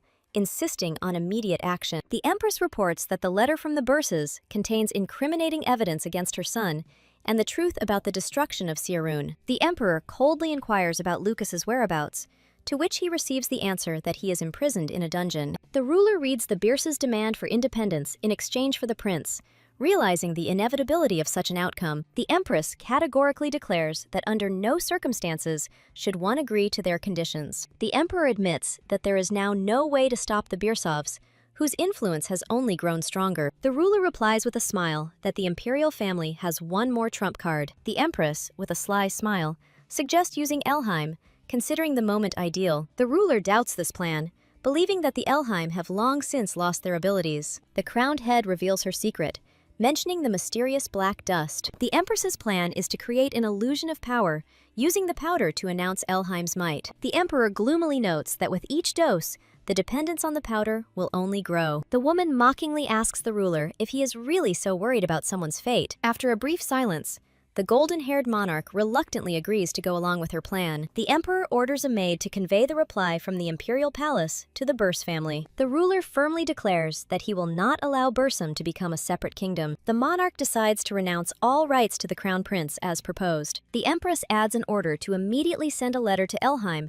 summoning him to the palace. The crowned head also reminds them to prepare black powder for their arrival. The white-haired brother reads the reply from the palace, noting that the prince's abdication was expected. The silver-haired youth had no doubt that these people would do anything for power. The young man sneers contemptuously, amazed at the willingness to sacrifice his own child. The guy calls his faithful assistant, whose name is Aleph. The white-haired man coldly orders them to get rid of the prisoner in the dungeon, who is no longer of use to them. The white-haired brother notes with a grin how simply and unexpectedly everything ended. Lucas reflects that, compared to the beginning, the ending of this story turned out to be insignificant. The silver-haired youth lazily inquires whether Duke Charon has arrived yet. The assistant reports that the guest arrived an hour ago and is now talking with Liarte. In the living room, the heroine is surprised that the mysterious visitor personally brought the painting. The girl politely asks the guest to tell a little more about this ancient icon. The mysterious masked man readily agrees to the young lady's request. The Duke admits that he himself does not know all the details, only that this was his mother's last wish. Liardi understands that the reverent attitude towards an icon is connected not with its value, but with the truth contained within it. The girl asks permission to look at the relic, and the Duke kindly agrees. The painting turns out to be damaged much more than the heroine could have imagined. A young woman notices strange traces of deliberate corrections on the canvas. Liardi comes to the conclusion that someone was desperately trying to hide the truth of this icon. The heroine warns that recovery will take a long time, but promises to do everything possible. The flashback shows the girl talking about her joy in being of service to the Bursi family. The Duke asks if the young lady is doing all this only for the Burses. With a warm smile, Liarte admits that it is also important to her to heal the soul of Duke Terran himself. The girl explains her duty to fulfill her mother's wish so that the Duke can find peace. The thoughts describe a heroine who is considered weak and fragile, ready to fade away at any moment. In fact, this girl turns out to be stronger and kinder than many others. The heroine confidently says that his mother's lifelong dream will soon come true. At the palace, a servant invites the Elheim family to come in, informing them that His Majesty is already waiting. The courtier announces the arrival of the Elheim family, holding a clenched fist behind his back. The Empress, fan in hand, greets the guests, addressing the Duke of Elheim. The head of the Elheim family and his sons respectfully greet Her Majesty the Empress. The old Duke reproachfully notes that the rumors about him are very different from reality. The thoughts show Michael doubting Elheim's ability to resist Bursum without power. The Empress asks with disdain whether the Empire needs the Elheim family without its former power. The ruler reassures the guests, informing them that she has personally prepared something special for them. A servant brings in a tray with small vials filled with a glowing purple liquid. A crowned head with a sly smile presents a potion that restores abilities. All members of the Elheim family look at the bottles offered to them with disbelief and surprise. The head of the family looks at the potion with doubt, not daring to drink it and believe in a miracle. Realizing that there is no other choice, the old Duke resolutely drinks the contents of the bottle. The man feels how his long-lost magical power is returning to him. The Empress promises to give more potions if Elheim follows her orders, as the effect is temporary. The Duke bitterly realizes the humiliation of his position before the imperial family. One of the sons mentions rumors of a spirit king who can reverse time. Another son adds that he could not find the place, as if it was protected by a barrier. The young man with a sly grin suggests trying to use Ninian. He wonders how far he will have to turn back time to fix everything. The boy thinks about the day when Liarte passed out after drinking something instead of him. Memories take the young man back to the distant past, to their shared, carefree childhood. The man says with determination that the main goal is to return Ninian at any cost. The maid reports to Princess Ninian about the arrival of young Master Lian. Young Master Lian greets Her Highness with a smile after a long separation. The golden-haired princess embraces the young man, and Lian explains her visit as a challenge from the Empress. The girl, with concern in her voice, asks what the young man talked about with the Empress. The boy shows the princess a small bottle of glowing liquid, received from the ruler. Ninian looks at the potion in horror, realizing that her father has already taken it and the strength has returned. The princess warns of the danger, revealing that the potion is made from the Spirit King's powder. With pain in her heart, the girl recalls the death of her brother at the hands of the Bursa family, fearing the loss of Lian as well. The young man insists on the need for force so that the Elheim family does not lose its influence. In despair, the princess embraces the young man, screaming that she cannot allow him to be lost. Lian suggests asking the Spirit King for help and asks Ninian to arrange a meeting. The guy convinces the crying girl that only she, Her Highness, is capable of this. The memory shows the mother's instruction that love is the main enemy that must be abandoned first. The girl with determination thinks that she is ready for anything, even if love plunges a knife into her heart. The princess looks up with a determined look and asks Mr. Lian to follow her. At the Birsov estate, someone notices that Liarte has been very busy lately. The girl is completely absorbed in her work on the sacred fresco commissioned by Duke Sharon. Michael thinks with concern about how hard it is for the heroine now because of the intrigues. Noticing the girl's fatigue, Michael thoughtfully suggests that she take a little break from work. The guy tenderly offers his comforting embrace to the tired girl. The heroine happily accepts the offer and tenderly embraces the young man. The young man passionately desires to take for himself everything that belongs to his beloved. The confused girl realizes that her heart is pounding because of her love for Michael. The heroine tries to hide her embarrassment, explaining her increased heartbeat by the touch. The embarrassed young man notices with a smile that her words make his heart beat even faster. The guy tenderly hugs the girl, whispering a long-awaited declaration of love. The young man leaves a tender kiss on the cheek of his beloved. A fox spirit suddenly appears and interrupts the couple's romantic moment with a cough. The laughing girl dreams that this moment of happiness will last forever. The hooded youth turns out to be the very same king of dark spirits with a completely different aura. The evil queen of dark spirits greets the young man with a smirk, calling him a fake. The young man calmly asks the dark entity what it wants from him. The mistress of darkness declares that she needs to borrow the body of a young man. The spirit woman explains that the fake body is unable to use power without outside help. The dark entity promises to help the young man gain the strength to regain the power of the water spirit king. In exchange for her help, when she becomes a god, the queen will fulfill any request the boy makes. The young man voices his only wish, to turn back time, and the Queen of Darkness promises to help. The guy asks the dark entity with determination what exactly he needs to do for this. The Queen of Spirits declares the young man to be her vessel, ordering him to obey her will. A powerful entity imbues a young man with part of its dark power. Having received new power, the boy receives his first order, to kill the King of Water Spirits. The blue-haired king greets the uninvited guest, contemptuously calling him a fake. A cloaked youth greets the ruler of the water spirits with a grin after a long separation. The angry spirit king angrily asks why the hell the fake came here. The dark-haired guy is irritated that all the perfumes are so eager to call him a fake. The youth attacks the king with dark magic,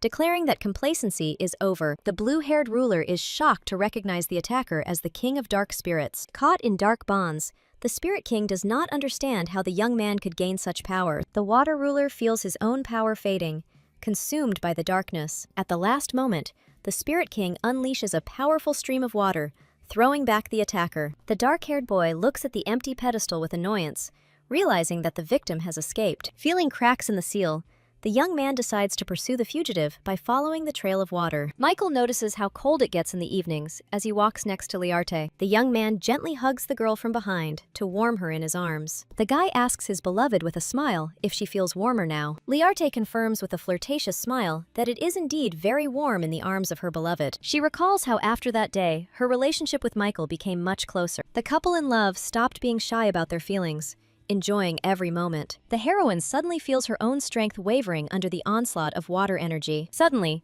a weakened Spirit King appears in front of the girl, falling straight into her arms. Liarte looks at the blue-haired boy in complete shock, not understanding how he ended up here. The girl notices with horror strange wounds on the body of the spirit, which looks the same as when they first met.